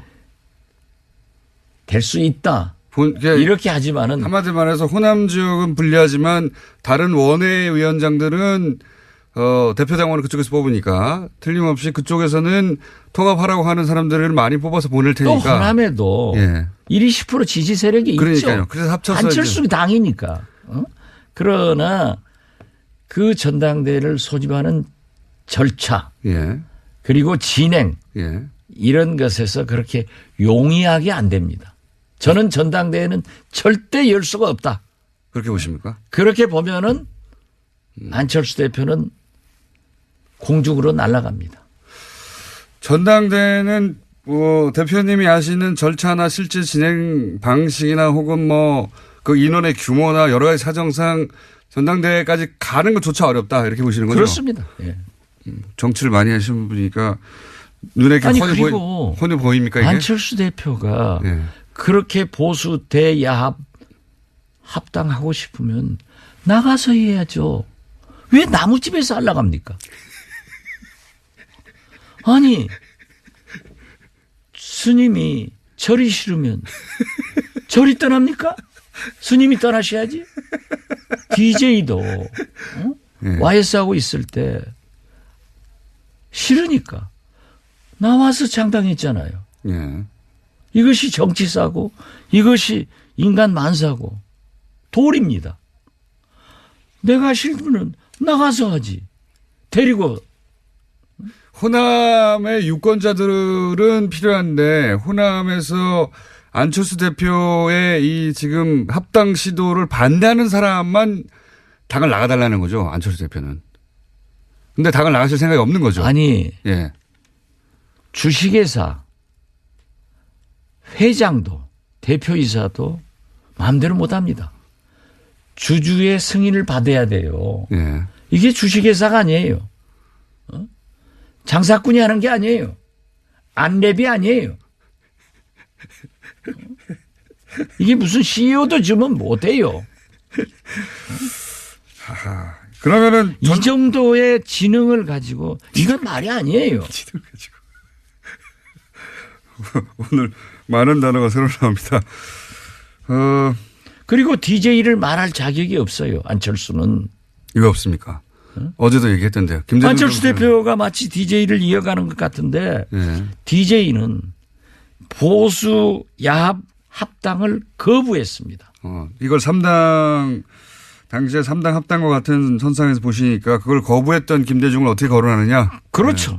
그리고 햇볕 정책으로 한반도 평화를 유지하고 전쟁을 억제하자는 정책을 썼습니다. 상대방 통합 상대인 유승민 대표는 이해창 박근혜 비서실장을 했습니다. 이 국정농단 사건에 대해서 대국민 사과나 통렬한 반성도 없었습니다. 그리고 유승민 대표가 사부로 삼고 있는 이해창 전 총재님은 지금도 김대중 대통령을 대통령으로 인정하지 않고 김대중 씨 운운하면서 대북 강경정책 상호주의를 주장하고 있지 않습니까? 그렇다고 하면은 아버지 보면 아들 보이는 거 아니에요. 여기하고 어떻게 이런 분들하고 같이 합니까? 그리고 지금까지 보면은 유승민 대표하고 안철수 대표를 비교하면은 족탈불급입니다. 지난 대통령 선거 때 TV 토론 안 봤어요? 유승민 대표한테 질질 끌려다니잖아요. 그래서 지금도 통합이니 합당이니 하지만은 유승민 대표에게 바른정당에게 끌려다니고 압도당하고 정체성도 가치관도 결국 그쪽 따라가면서 갈 거예요. 어제 JTBC 이걸 빤히 보이는데 왜 내가 왜 우리가 거길 따라가느냐. 예. 그러니까 그렇게 하고 싶으면 나가서 해라. 그러나 저는 지금 바른정당 입당하라는 겁니까? 뭐 입당을 하든지 통합을 하든지 그건 알아서 하고 저는 지금도 그래요.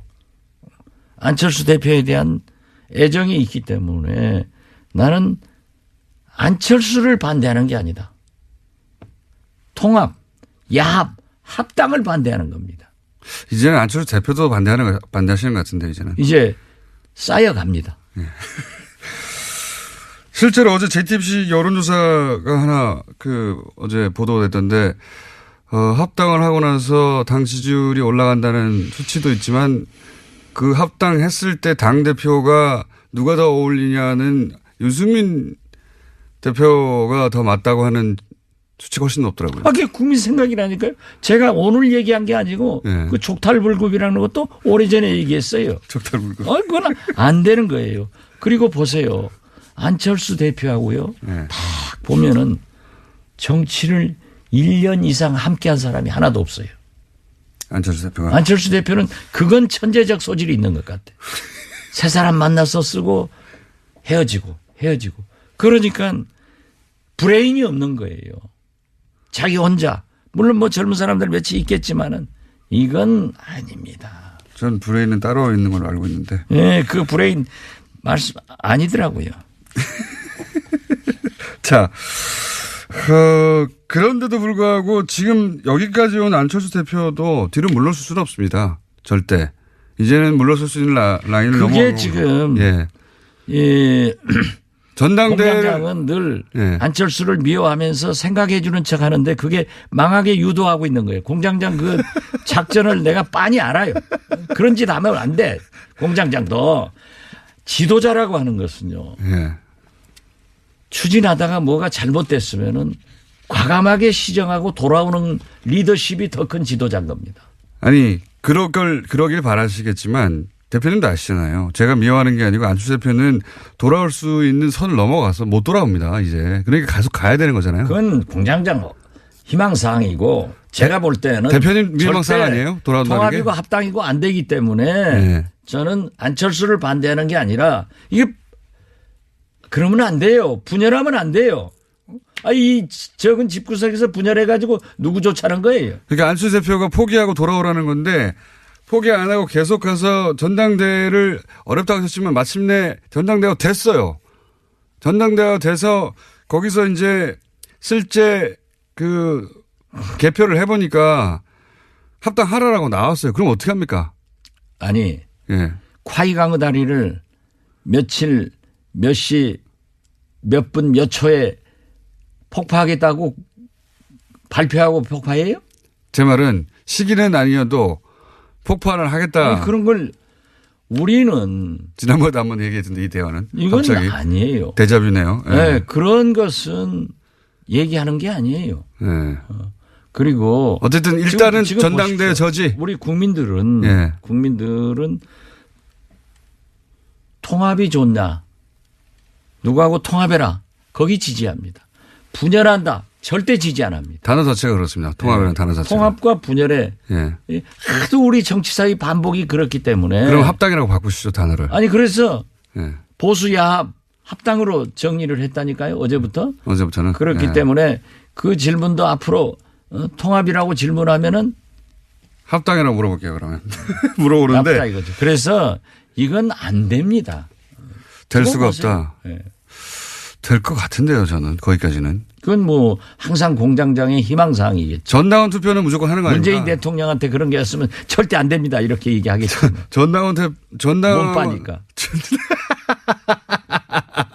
뭐 불리하시면 그런데- 항상 그렇게 넘어오시려고. 아니 그런데 요즘 보면은 예.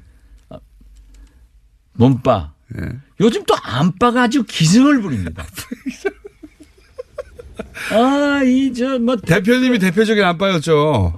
내가 안빠의 대표였는데 예. 요즘은 아주 안빠 공격이 기승을 부리고요. 대표님 공격합니까 이제? 그래서 나는 세계적으로 미국은 특빠, 예. 일본은 아빠, 얘 몸빠.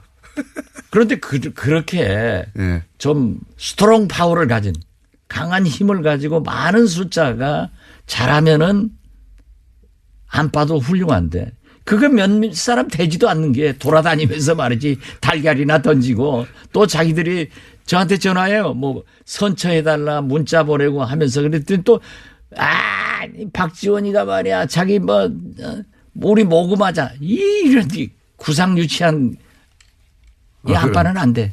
그렇게 괴롭히고 있습니까 지금 대표님? 괴롭히지 뭐. 예. 예. 계란도 던졌다가 전화도 했다가 문자도 보냈다가 SNS도 왔다가. 그런다고 눈 하나 깜짝할 박지원이 아니에요. 저는 댓글을 안 봐요.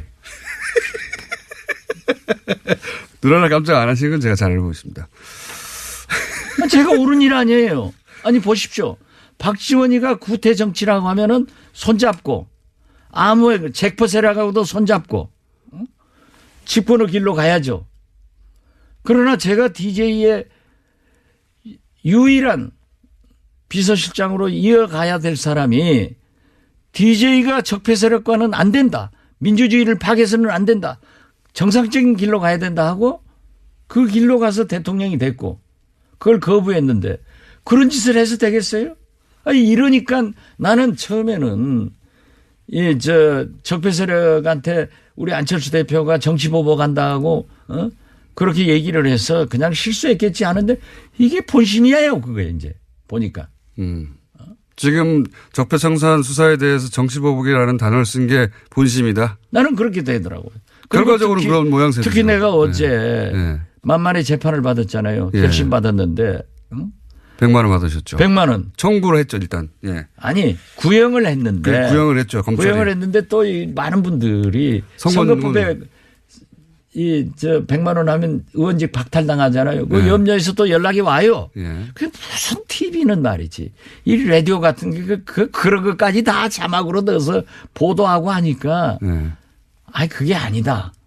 라고 했는데 검찰이 적폐 검찰이 기소를 했기 때문에 자기 식구가 했는데 무죄 구형을 할 수 없잖아요. 근데 무죄예요. 이건 100%. 홍준표하고는 달라요. 그거는 이제 법정에서. 그렇죠. 법정에서 할 일이고. 예. 그런데 제가 그 얘기했어요. 2011년 9월 이 박지원이가 만만의 의혹을 제기했을 때 2012년 4월 이 박지원이가 박근혜 대통령의 비리관계 의혹을 제기했을 때 낙곰수에서 김어준 공장장 주진희 부자 나하고 셋이 했잖아요. 근데 자기들은 기자하고 낙곰수 세다고 싹 빠져나가고 나만 지금까지 재판받았어요. 아닙니다. 그렇지만은 저희는 땅건으로 바꾸고 있습니다 아직도. 아니 그런데 나도 15년 재판받다가 이번에 이제 선고하면 끝나는데 그때 만약 검찰이 수사를 제대로 했으면 박지원을 수사할 게 아니라 만만에 박근혜를 수사했으면 이러한 국가 대불행이 없었다. 국정농단 사건이 없었다. 그래서 지금의 검찰처럼 적폐청산에 주력하지 않고 정치보복 수사를 했기 때문에 이 검찰은 과거 검찰은 국정농단의 공범이다 내가 그랬다니까요. 알겠습니다. 그런 세상인데 이런 사람들하고 손을 잡고 그런 사람들하고 잡아서 집권을 생각한다고 하면은 그것이 구태지. 응? 오래 살아서 좋은 짓 하면은 그것이 구태예요? 오래 살았어. 대표님 오늘 시간이 다 됐고요. 그러니까 아니 조금 더 해요. 아니 대표님 에너지가 너무 넘쳐가지고 제가 아니 저는 말을 어제부터 예. 제 아내 지금 뭐 병원에 지금 갑니다. 예. 그렇지만은 내 앞으로 좀 안 나오려고 그랬어요. 예. 그런데 이게 내가 병원에서 울고만 있을 수가 없어요. 그래서 어제부터 아주 마음을 독하게 먹고 예. 이건 아니다. 그러신 것 같아요. 어떻게 우리가 지켜온 정체성과 가치관인데 이걸 버릴 수는 없다. 그래서 저는 정면으로 어제부터 싸우기 시작했습니다. 이렇게 흥분하시는 모습은 제가 처음 본 것 같습니다. 오랜 세월. 이게 구태예요? 그거는 나쁜 세력하고 안철수 대표한테 물어보십시오. 내가 구태냐고. 나한테 물어봤잖아요. 그러니까 다스는 누구 거냐고 물어서 내가 MB 거라고 얘기했잖아요. 그런데 구태냐고 물는 거. 그게 그 공장장인 구태예요. 네. 지금 화가 나셔가지고 보이는 사람마다 멱살을 잡고 지금 뭐 흔들고 계시는데 한마디로 말해서 그럴 거면 안철수 대표 나가라 이렇게 요약할 수 있겠네요. 우린 못 떠난다. 예. 나가서 해야죠. 예. 절 싫으면 스님이 떠나야지. 저를 알겠습니다. 어떻게 지금까지 열받은 박지원 전 대표였습니다. 감사합니다. 정치 구단주. 정치구단주 박지원 전 대표였습니다. 다음부터는 그렇게 명명해 주세요. 알겠습니다. 감사합니다. 흥분해서 미안합니다.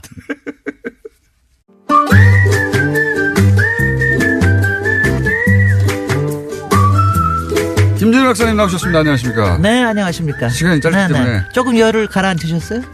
안에 가만히 있는데 막 불타셔가지고 지금 제가 목격을 했는데 네. 우리 공장장님께서도 물을 2잔을 준비를 해가지고 2잔 다 드시더라고요. 그런 거 보니까 그러니까 엄청나게. 같이 열도 감염이 된 것 네. 같아요. 저는 그 박지원 대표 저렇게 열받은 거 처음. 그럴 겁니다. 왜냐하면 네, 박지원 처음 봤습니다. 대표가 여러 가지 못 참는 것 중에 하나가 비겁한 거예요. 그러니까 욕을 먹더라도 그 자리는 돌파를 해야 된다. 거기 가가지고 그거는 계란 맞아야 된다고 하시는 거죠. 맞아요. 네. 아니, 이거 솔직히 저도 그런 게 어저께 그 조금 저도 이런 얘기 해도 되는지 모르겠지만. 이 코너에서 아니, 또 빠져. 의총 3시간 전에 기습으로 하고 그다음에 의총에 안 나타나고. 할 수는 그런 있다고 봐 거는- 기자회견을. 근데 갔었어야 하는. 물론이죠. 한다. 그러고 나서는 네. 가야 되는 거죠. 그거 저거 왜 안 하는 가셨어요? 거는. 그 굉장히 거기 가서 오히려 정면 돌파하고 막고 막 두들겨 맞고 뭐 욕도 그게 훨씬 듣고 유리한데요. 그러면은 오히려 이게 구태다라고 밀어붙일 수도 있는 거 아니야. 아니 근데 정치적으로는 원래 계란 맞으면 좋아하거든요 다들. 저 정치인들이. 계란 맞은 사람이 다 잘 됐습니다. 정치인들은 네. 계란 맞으면 아싸해요. 네네.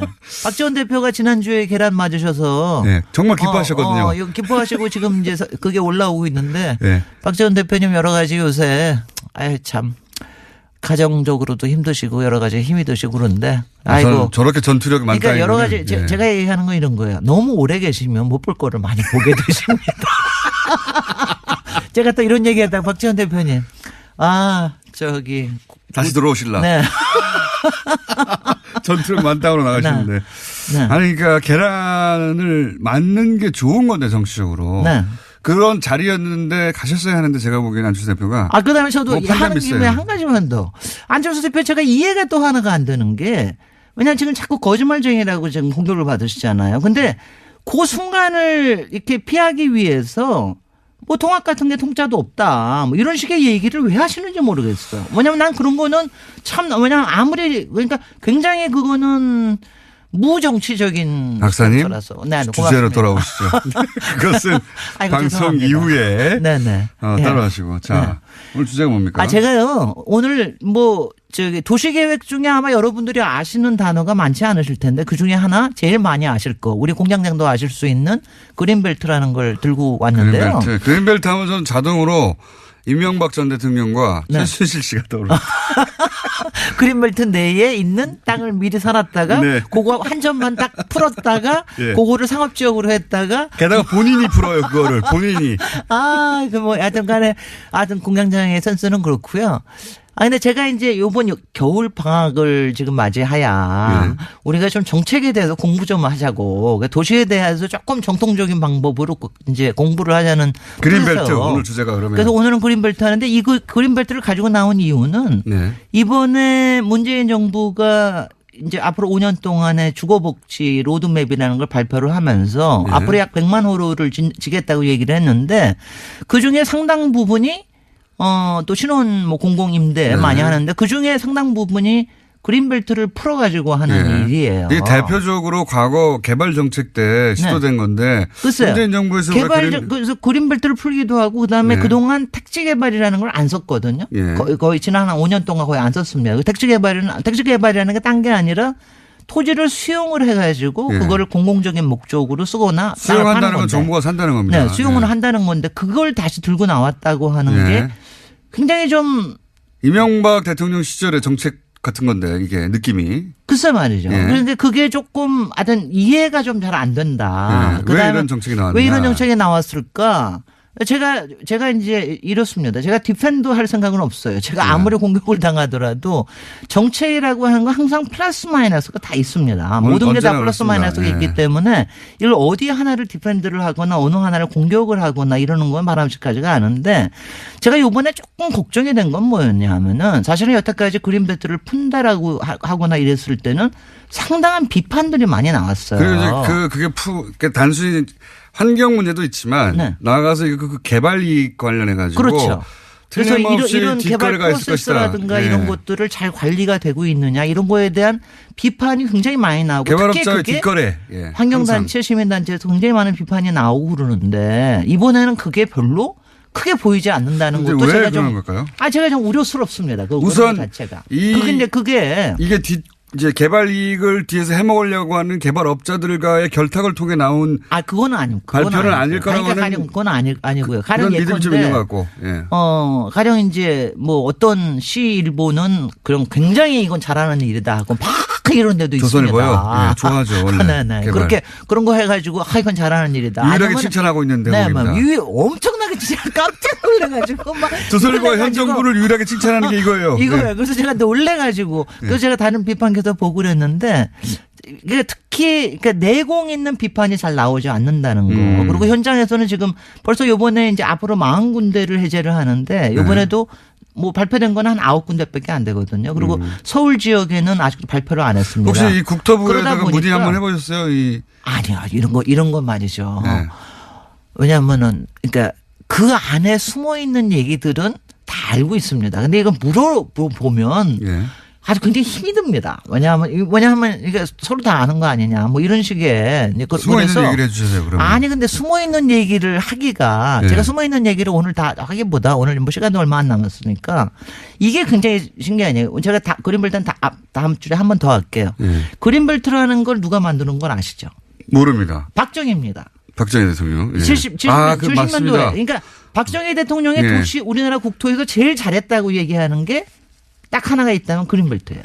딱 하나는 그린벨- 아니고 몇 가지 있어요. 몇 네. 가지는 있습니다. 근데 그 중에 그린벨트도 하나- 잘했다. 아니 그린벨트는 굉장히 잘했다고 칭찬을 받는 거예요. 예. 근데 그거를 갖다 그래서 거의 성전처럼 여기 와서 그린벨트는 보호해야 된다. 물론 네. 한쪽에 풀기도 했지만 이거를 푸는 사람이 누굽니까?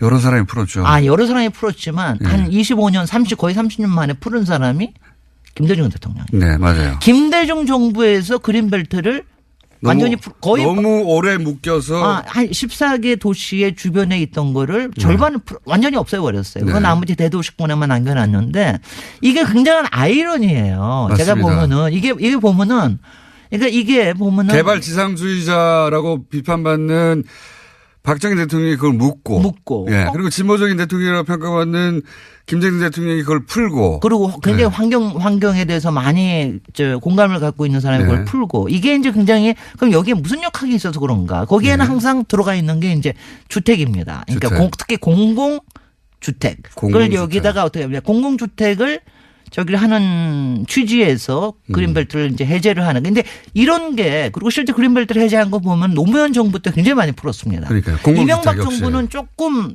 덜 풀었고. 도시로 들어왔죠. 그리고 오히려. 박근혜 때는 뉴타운. 거의 안 풀었어요. 신기하죠. 굉장히 신기한 일입니다. 요것이 어떻게 된 일인지 설명을 다음 시간에 하셔야 네, 되겠습니다. 이런 재밌습니다. 이 역학. 네, 거꾸로일 것 같은데. 네네. 왜 이런 일이 벌어졌는가. 네, 네. 근데 자, 이제 안녕. 아이고 이거 무슨 뭐 이렇게 선수를 쓰다니. 오늘도 선수를 안녕. 아직도 김진애 박사였습니다. 하기도 전에 미리 안녕부터. 도시건축가 김진애 박사님이었습니다. 안녕하셨어요? 네. 제가 하겠습니다. 안녕.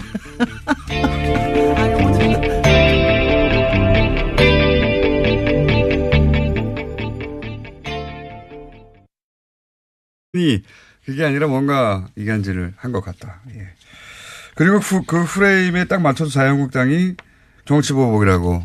예. 여기까지가 제가 추정한 바입니다. 뭔가 했습니다. 바레인에 갔을 때. 이건 제가 좀 더 취재해보고, 예. 구체적인 게 있으면 다시 이야기하기로 하고. 여간 언론에서 보도 안 되는 것 중에 하나가 이명박 전 대통령의 바레인 행. 전후에서 이런 일이 갑자기 벌어진 거거든요. 뒤로. 그때 뭘 했어요. 뭘 했어요, 아마. 본인이 살려고 뭘 한 것 같습니다. 자, 다음 순요. 네, 다스 실소유주와 정호용 전 BBK 사건 특별검사에 대한 고발 사건 기억하실 텐데요. 아직 기초조사조차 이루어지지 않았다라고 오늘 아침 한겨레 신문이 보도했습니다. 검찰이 고발장 접수 뒤 2주가 되도록 고발인 조사조차 하지 않았다라는 건데요. 정호용 전 특검의 공소시효는 2달 남짓 남았다라고 합니다. 이건 하지 않을 수 없어요. 예. 물론 검찰로서는 부담스럽겠죠. 검찰이 주도한 특검이었는데 그때 120억 비자금 나왔는데 심지어는 돌려줬다는 거 아닙니까? 예. 그리고 이 건은 이미 증인도 너무 많고.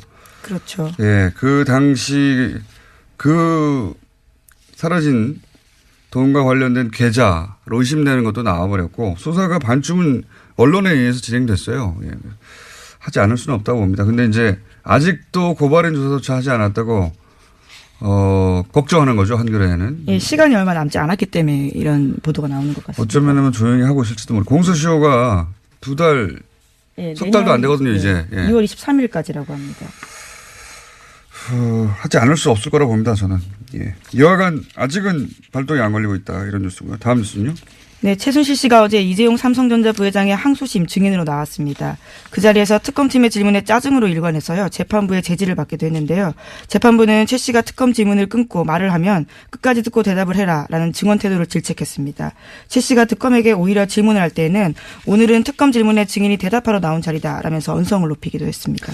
최순실 씨 발언은 전달할 필요가 없어요. 예. 다 부인이거나 말도 안 되기 때문에 그 공판에서 인정은 딱 하나죠. 왜냐하면 통화 내역이 있기 때문에. 네, 박근혜 전 대통령과 통화한 내역이요. 네. 근데 이제 거기 보면 2개월치밖에 거기는 없는데 어제 제출된 것은 거기 보면 2개월 동안 문자를 한 번도 하지 않고 오로지 통화만 260번 가까이 했습니다. 260번 가까이. 그러니까 이게 이제 날짜로 나눠보면 하루에 4번 이상 했단 말이죠. 4번 이상 했는데 생각해 보면 사람이 깨어있고 활동하는 시간이 한 12시간 주로 보다 보면 3시간마다 한 번씩 전화한 거예요. 하루. 매일매일 주말도 없이. 이게 친해서 할 수 있는 통화의 주기가 아니거든요. 이건 단순히 친한 게 아니고 매일매일 어떤 업무가 있었던 겁니다. 대통령과 최순실 이 당시에 처리하거나 논의해서 결정할 업무가 있으니까 매일 3시간 간격으로 계속 통화하죠. 하루에 4번 이상씩. 이게 어떻게 단순 안보 3시간마다 안보가 궁금합니까? 하지만 최순실 씨는 어제 사적 대화였고 업무 관련 얘기는 없었다라고 주장하고 있긴 합니다. 이렇게 말하는 건 다 뒤집어서 생각하시면 되는데, 예. 이건 업무 전화죠. 업무 전화. 그걸 매일 한 겁니다. 하루에 3시간에 한 번씩. 본인도 이렇게 이야기하긴 했는데요. 260번 가까이 한지는 모르겠지만 자주 할 수도 있지 않느냐라는 이야기했습니다. 자주가 통상의 범주를, 이거는 연애에 불타는 사람들도 이렇게 할 수는 없어요. 예. 만약에 연애로 3시간에 한 번씩 매일매일 이렇게 온종일 1년 내내 한다면 미친 거죠. 업무였다. 자, 다음 순요. 네, 지난 정부에서의 문화계 블랙리스트가 감사원 결과보다 6배 이상 많다라는 발표가 나왔는데요. 그러니까 2,670건에 달한다라는 겁니다. 문화체육관광부 산하의 민간합동 진상조사위에서 어제 발표한 내용인데요. 이것도 중간조사 결과에 불과합니다. 여기에는 새로운 작품들이 또 들어가 있는데요. 최승호 MBC 사장의 다큐멘터리 자백, 장강명 작가의 소설 한국이 싫어서 등이 포함됐습니다. 이게 이제 국정원 아이오 정보관이 와서 요구했다는 거 아닙니까? 예를 들면 영화 같은 경우는 영화진흥위에 와가지고. 예. 네, 구체적인 진술도 있습니다. 국정원 비판한 내용이 있기 때문에 가장 큰 문제가 된다. 이렇게 이야기했다고 합니다. 그런데 이것도 역시 진상조사위 외부에서 만들어진 위원회가 감사원 결과보다 더 많이 밝혀내고 있거든요. 국방부도 마찬가지입니다. 예. 국방부 무슨 용관의 통뼈입니까? 다 대한민국 내부에 있는 감시를 받아야 되는 네. 군이라고 해서 다 빠져나가고 하면 안 되는 거 절대 안 되는 거죠. 그래서 숨어서 그런 것만 조직 만든 거잖아요. 거기가 안에 숨겨가지고 군의 그 특성을 이용해서 처음부터 다시 시작해야 돼요. 네. 어쨌든 감사원 감사 결과보다 몇 배나 많은 숫자가 있더라. 예, 국정원이 그렇게 했다. 뉴스고요. 예. 자, 시간이 별로 없기 때문에 리얼도 있고 자. 네, 제목만 말씀드릴까요? 제목 말해도 우리가 제목만 말하고 끝나진 않잖아요. 네. 잘 골라서 예. 하나 두 개 정도 얘기해 주세요. 네, 삼성 이건희 회장의 차명 계좌에 대해 과세해야 한다는 정부의 자문기구 결정이 나왔는데요. 삼성 특검 수사에서 드러난 차명 계좌 양말 4조가 넘습니다. 이에 대해서 처음으로요 정부가 이것을 과세해야 된다라고 밝힌 겁니다. 이것도 위원회예요. 그렇죠. 금융위는 사실상 삼성 편이었거든요. 예. 과세의 액수가 결국 금융위의 주장대로 하자면 얼마 되지도 않는 4조 4천억 전체 대상이 아니라 이었는데 역시 여기도 마찬가지로 예. 외부 금융위가 그거 아니다. 자문기구죠, 자문기구. 예, 정부 자문기구인데요. 금융행정혁신위원회에서 예. 결정했습니다. 위원회. 금융위는 정부 당국은 금융당국은 삼성 편이 실제 타격을 입었죠? 네, 실제 타격이 입었습니다. 최근 3주 동안에 조금씩 하락을 해서 73%에서 지난주에는 68.6%로 떨어졌습니다. 예. 근데 이제 이게 시간이 지나고 좀 여유를 갖고 보도를 되돌아보고 사실관계를 유권자들 시민들이 확인해 보고 그러면서 이게 다시 상승할 거라고 전 예상했었거든요. 어떻습니까? 네, 소개해 드리겠습니다. 이번 주에는 금방 말씀드린 것처럼 최근 3주 동안 하락세가 멈추고 지난주에 지지율을 유지했습니다. 0.1%포인트 상승했고요. 68.7%입니다. 부정평가는 0.3%포인트 하락해서 25.4%입니다. 오히려 하락했군요. 이제 다시. 예. 그 일간으로 보면 월요일에 67.7%로 지난주 금요일에 많이 떨어졌지만 지난주 금요일에 비해서는 소폭 상승한 그 수치이고요. 화요일에는 69.1% 그리고 수요일에는 68.1%로 살짝 떨어졌습니다. 그러니까 이제 그 소위 방중 관련한 부정적인 보도가 폭포수처럼 쏟아지면서 떨어졌다가 다시 오히려 방중이 끝나고 나서 중국 방문 성과에 대해서 조금씩 올라가고 있다. 예, 언론 보도 경향을 보면 지난주 주말을 경고하고 월요일까지 조금씩 방중 성과에 대한 내용들이 보도량이 조금씩 늘어났고요. 그리고 야당과 언론 일부의 이제 그 중국 방문에 대한 부정적인 보도에 대한 이 자체가 공정한지 공정하지 않은지 논란도 월요일에 많이 SNS를 통해서 돌았습니다. 그런 보도는 저희밖에 안 했어요. 집중적으로. 예. 이거 홀대론 자체가 거짓말인 것 같다. 혹은 제대로 보도하지 않은 것이다. 악의적인 프레임이다라는 보도는 집중적으로 한 것은 저희밖에 없긴 한데 여하간 이제 하강 곡선을 그리다가 방중 기간 동안 오히려 이제 방중이 끝난 다음에 조금씩 다시 회복되고 있다 이런 얘기네요. 네, 그렇습니다. 그 화요일에는 이제 평창 동계올림픽 홍보 행사에 거의 하루 정도를 다 빼서 트레인 원이라든지 MBC 미국 MBC 인터뷰 보도라든지 이에 대한 이와 관련된 보도가 상당히 많이 확대되었었고요. 또 어제는 조금 떨어졌는데 오늘 이제 조간에서도 일부 조간 사설에도 일부 나왔던데 평창 올림픽 기간에 한미 연합 훈련의 연기 검토한다는 소식이 나왔었죠. 이런 뉴스를 항상 노년층에서 싫어하죠. 보수층에서 한미 연합 훈련을 평창 올림픽 때문에도 연기하자고 해도 무조건 싫어하는 경향이 좀 있습니다. 근데 전 한편으로 지금까지 그 현 정부는 2번 정도의 이 보수 진영 매체에 폭탄을 맞았거든요. 한 번은 이제 북핵, 그리고 이번엔 방중, 예. 2번의 집중적인 폭격을 받았는데, 그러니까 이 현 정부가 소위 그렇게 폭격을 집중적으로 당했을 때 입을 수 있는 그 지지율의 하락의 정도. 를 저는 그 두 사례를 보고 이제 가늠해 볼 수 있다고 보는데 그게 한 60% 중반까지 에서 저지가 되어 보면 네, 맞습니다. 지난 9월 3일 그 북핵 이후에 계속 떨어져서 한 67%까지가 최저치로 떨어졌거든요. 네. 그리고 요번에도 떨어진 것이 지난주에 68.6%인데 사실상 상당히 많이 지금까지 그 하락한 그 최저선이 한 60%대 중후반대, 중반이라기 하기는 좀 그렇고 중후반대가 아닌가 싶고요. 굉장히 어떤 의미에서 놀랍기도 합니다. 저지선이. 예, 왜냐하면은 그 지난 정부 박근혜 대통령 국정수행 지지율 최고치가 주간 집계로 67.0%입니다.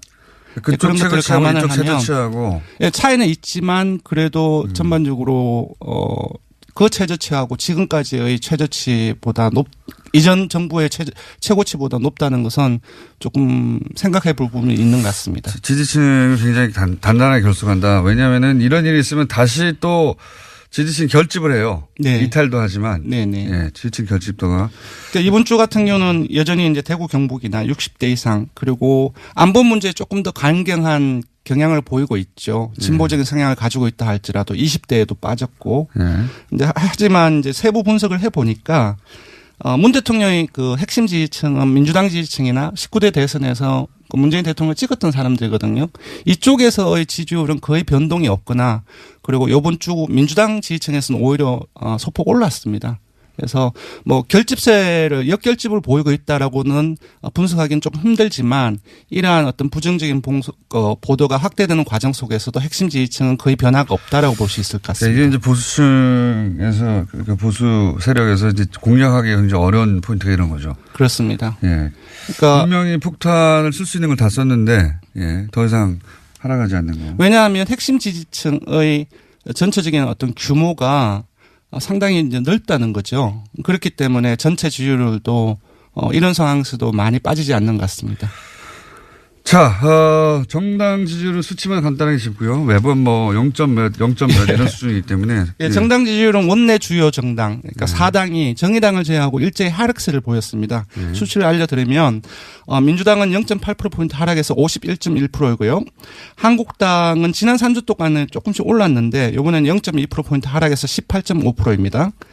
정의당은 이제 계속 그 최하위를 하다가 이번에는 상당폭 올랐다고 볼 수 있을 것 같습니다. 왜냐 지지율이 워낙 낮았기 때문에 2.1%포인트 상승해서 6%를 기록했습니다. 바른정당은 0.7%포인트 하락했고 5.1%입니다. 2주째 내림세를 보이고 있고요. 국민의당은 호남에서 7.5%를 기록했습니다. 그러니까 11월 2주차에 약 호남에서 6주 전에 7. 안녕하세요, 김호준입니다. 국가보훈처는 어제 감사 결과를 발표하고 박승춘 전 보훈처장을 수사 의뢰했습니다. 총선과 대선 직전 박정희 유신 독재에 저항했던 민주화운동을 빨갱이 책동이라고 교육하는 DVD를 국정으로부터 받아 배포하고 청와대 지시와 정경련의 지원을 받아서 세월호 특조위 해체 시위와 같은 관제 데모에 동원됐던 고엽제 전후에 한국토지주택공사로부터 주택사업 우선사업자가 될 수 있도록 지원하는 등 혐의는 여러 가지입니다. 이 수사 의뢰에 대해 조선일보는 또 한 번 정치보복 프레임을 끌어들였습니다. 이전 정권은 선거 패배와 정권 교체로 국민 심판을 받았고 그 이상 엄중한 심판이 없는데 직성이 안 풀려 다 감옥에 보내면 정권이 다시 바뀌면 그대로 보복당할 것이다.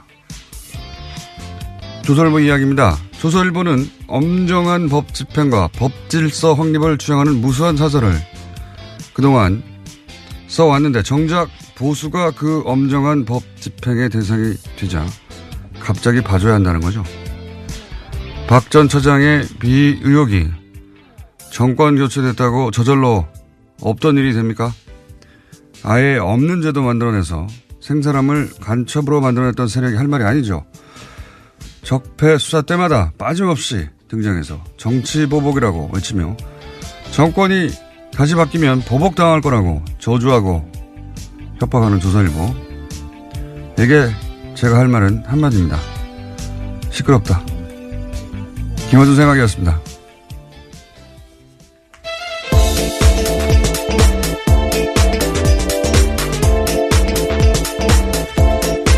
시사인의 김은지입니다. 자, 또 오늘도 참 다이나믹한 한국이에요. 이슈가 워낙 많죠. 예. 이렇게 매일 하는데도 매일 이렇게 20분 동안 떠드는 뉴스가 나오는지 모르겠습니다. 자, 오늘은 어떤 뉴스가 첫 번째입니까? 네, 어제 국군기무사령부가 국방부 댓글조사 TF를 감청해서 압수수색 계획을 미리 알았다라는 뉴스 전해드린 바가 있는데요. 군 기무사가 이를 인정했습니다. SBS 보도 직후에 이석구 기무사령관이 의혹을 전면 부인한 것과는 전혀 다른 태도인데요. 하지만 기무사 쪽은 수사를 방해할 의도는 아니었다라고 해명하고 있습니다. 그러니까 감청 자체도 합법적인 업무였다라고 주장하고 있는데요. 승인된 회선으로 감청하는 가운데 조사 TF가 별도의 전화를 사용하지 않았기 때문에 자연스럽게 감청이 이뤄졌다라고 주장하고 있습니다. 자연스럽게 감청이 이뤄졌다.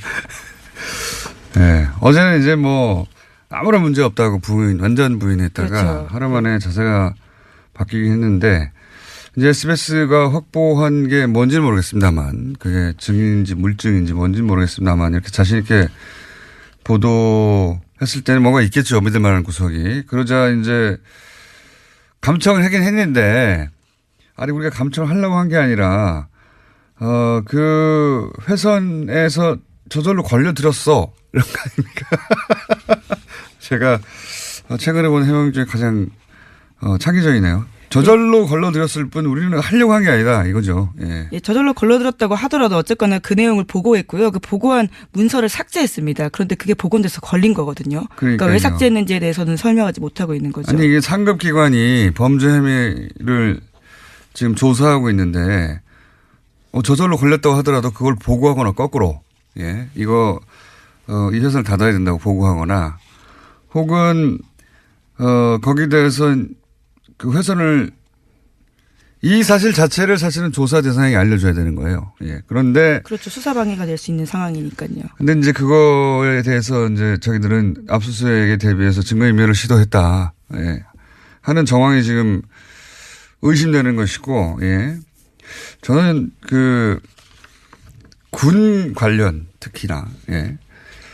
군 관련은 군에 이 수사를 맡기면 안 되겠다 하는 생각을 다시 한번 하게 되는 것이 이게 국정원 TF 때하고는 또 다른 것이요. 국정원 TF도 비슷한 구조로 했거든요. 예.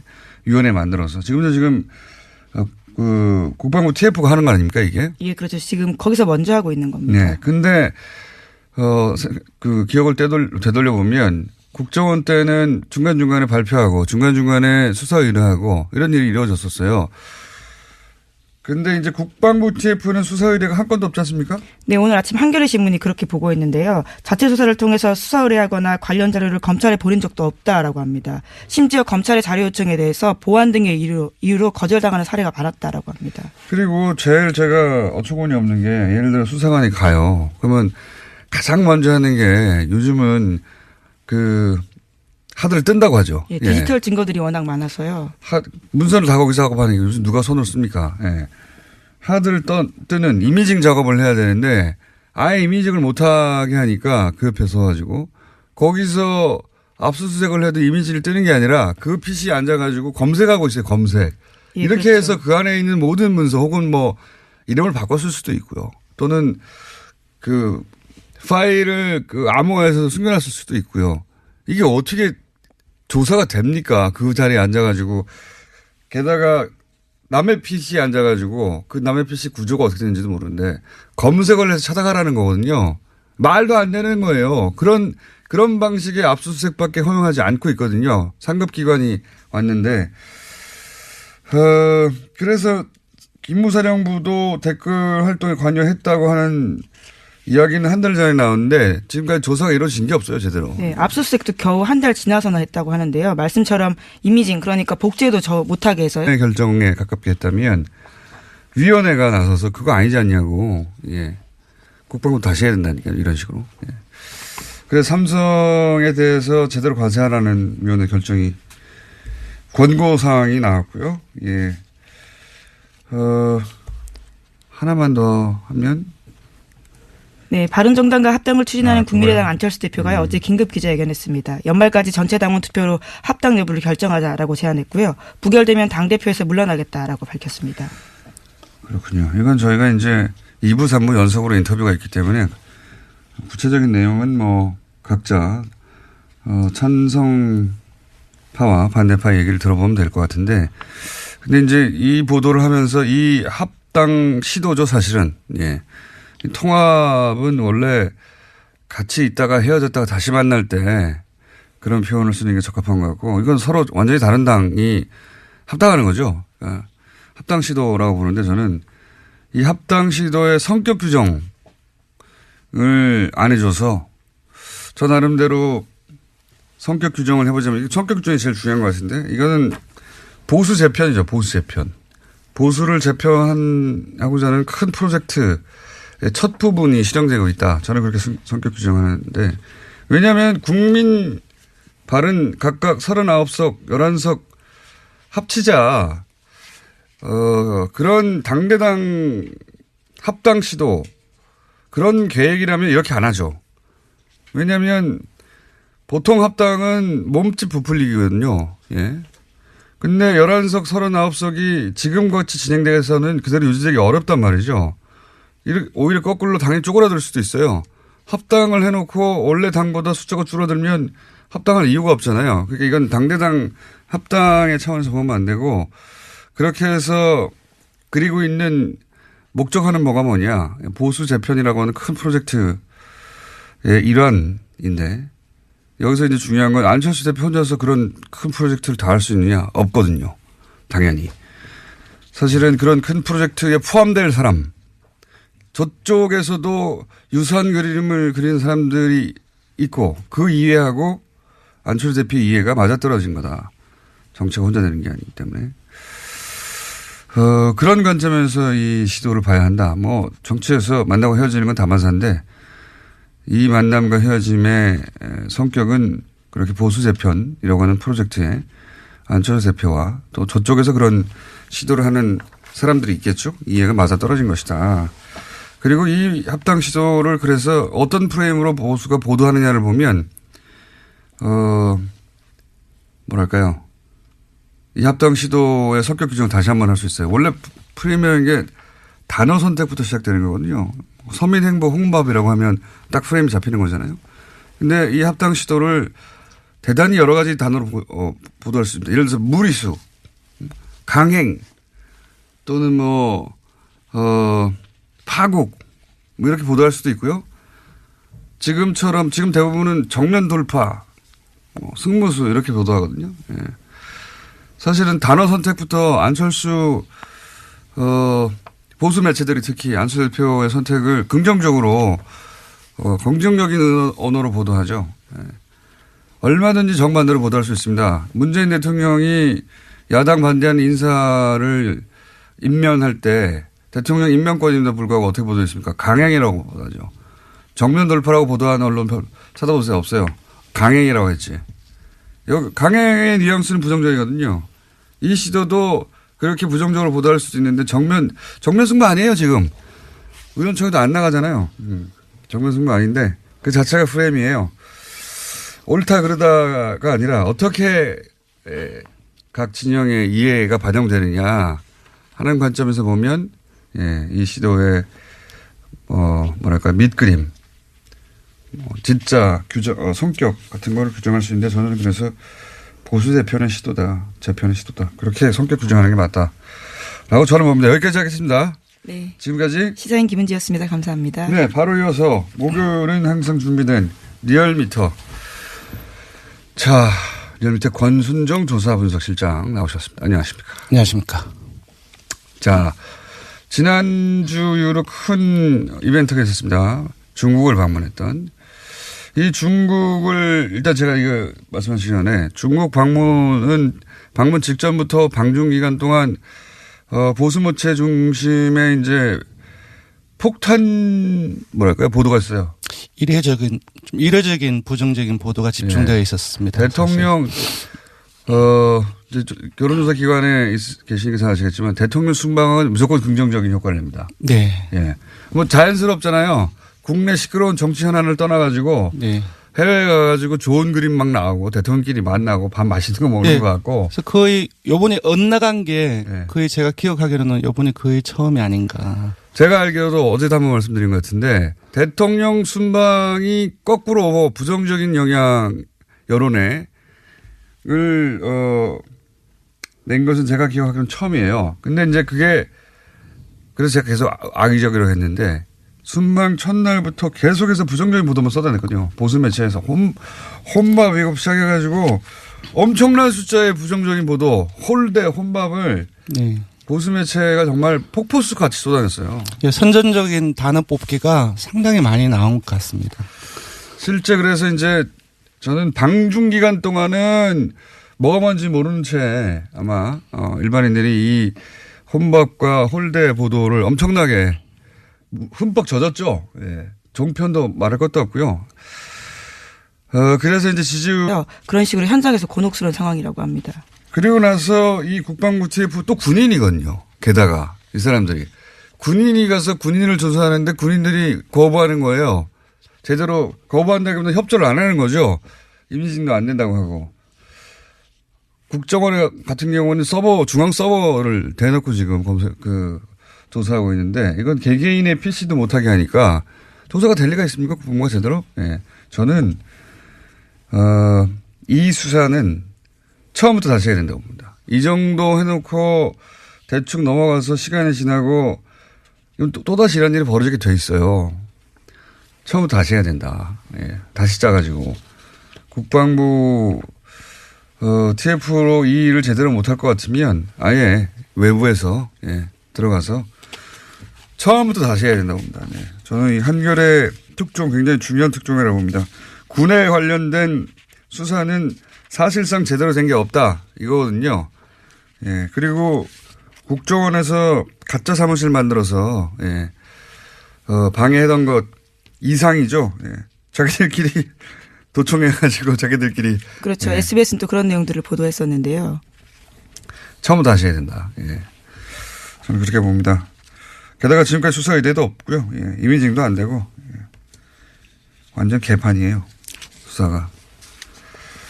자, 굉장히 중요한 특종 나왔고, 저희도 앞으로 계속해서 SBS도 추가 보도하겠죠. 다음 주는요? 네, 임종석 대통령 비서실장의 아랍에미리트 행과 관련해서 계속해서 여러 가지 보도들이 나오고 있는데요. 오늘 아침에 중앙일보에서 좀 자세한 내용들이 나왔습니다. UAE 왕세자가 날짜를 지정하면서 요청돼서 결정된 일정이다라고 여권 핵심 인사가 밝혔다라는 건데요. 이 인사의 발언을 인용한 보도를 보면요. 특사 파견은 왕세자의 요청에 따른 것으로 방문 날짜도 아랍에미리트 측에서 정해준 일정에 맞추다 보니까 급하게 진행됐다라고 밝히고 있고요. 양국 간의 시급한 관계 개선이 주목적이었다라고 말하고 있습니다. 처음으로 좀 구체적인 여러 가지 설들이 나오다가, 예. 이건 이제 양 국가 간의 외교적 차원에서 벌어진 일이기 때문에, 예, 그 자리에 참석하지 않은 사람들은 알 수가 없어서 추측 보도만 나오다가 좀 구체적인 내용이 처음으로 나왔네요. 예. 이게 이제 자유한국당에서는 처음부터 임종석 비서실장이 아랍에미레이트로 날아간 직후부터 계속해서 이게 바로 이명박 전 대통령 뒤를 캐려고 하다가 이런 일이 벌어진 게 아니냐, 혹은 뒤를 캐러 간 거 아니냐, 예. 그런 얘기를 끊임없이 주장을 했었죠, 예. 근데 여기 지금까지 나온 보도로 보면 거꾸로 UAE 측 요구로 갔다. 급하게 일정을 잡아서 갔고, 그리고 주 목적은 양국 간의 시급한 관계 개선이다. 이렇게 나오고 있는데, 이 이상은 이제 적어도 왕세제를 만나고 왔기 때문에 우리 쪽에서는 대통령 비서실장이 갔고 외교 차원에서 벌어진 일이라 더 이상 청와대에서는 뭐가 안 나올 것 같은데요. 제가 나름대로 또 취재한 바로는, 예. 저도 가끔 취재를 합니다. 나름대로 취재한 바로는, 이명박 전 대통령 뒤를 캐기 위해서, 왕실로 간 거 아니냐. 그러다가 발각돼서 간 거 아니냐. 라는 자유한국당의 주장이 있지 않습니까? 예, 계속 그런 주장을 하고 있습니다. 자유한국당은 처음부터 이 프레임을 잡았어요. 그러니까 정치보복 프레임이죠, 이것도. 예, 정치보복 하려고 하다가 지금 뭡니까. 외교 관계까지 지금 탈난 거 아니냐. 이런 정치보복 프레임을 동원했는데 여기서 주목할 것이 두 가지입니다. 하나는 해명 중에 보면, 이명박 정부 때 이제 UA하고 관계가 원전 때문에 긴밀해졌지 않습니까? 그런데 박근혜 정부 들어와서는 UA 쪽에서 예를 들어서 고위급 인사가 와서 현역 때 만났던 그러니까 이명박 전 대통령을 만나려고 해도 박근혜 정부 시절에는 일정을 안 잡아줬대요. 안 잡아주고 대신 현 정부의 총리를 만나고 가라. 당시 현 정부라면 박근혜 정부. 당시, 거죠. 예, 박근혜 정부의 그런 식으로, UAE와 관계가 소원해졌다고 해요. 예. 거기까지 제가 들은 이야기고. 그러면 이번에는 왜 갑자기 가느냐. 저쪽의 요구에 따라. 그거는 결정적인 사건이 뭐였냐면 이명박 전 대통령이 갑자기 바레인에 가잖아요. 네, 그랬죠. 12월 달에. 굉장히 시급한 상황이었는데 시급한 상황이었다는 거는 다스는 누구 겁니까가 폭발적으로, 예. 보도되고 할 때였는데 바레인에 뜬금없이 강연을 간다고 하셨죠. 예. 그 이후로 UAE가 갑자기 여러 가지 뭐랄까요, 항의를 현 정부에 했다. 이명박 전 대통령이 바레인에 갔을 때 그러니까 정치 보복을 하다가 UAE가 뭐랄까요, 관계가 나빠진 게 아니라 이명박 전 대통령이 바레인에 갔을 당시에 무슨 일이 일어났다. 이거는 제가 뭐랄까요, 전후 사정을 취합하다가 저의 추정입니다. 이것도 역시 저 참석해 보지 않았기 때문에 이 고위급의 만남에 이명박 전 대통령이 뭐라고 했어요. 예. 네, 12월 달에 아니고 11월 달에 갔습니다. 제가 네. 날짜 잘못 말씀드렸는데요. 뭔가 이간질을 했어요. 예. 뭔가 이간질을 가서 하고, 그 얘기를 들은 UAE는 이명박 전 대통령의 예를 들어서 다스 관심 없어요. 당연히.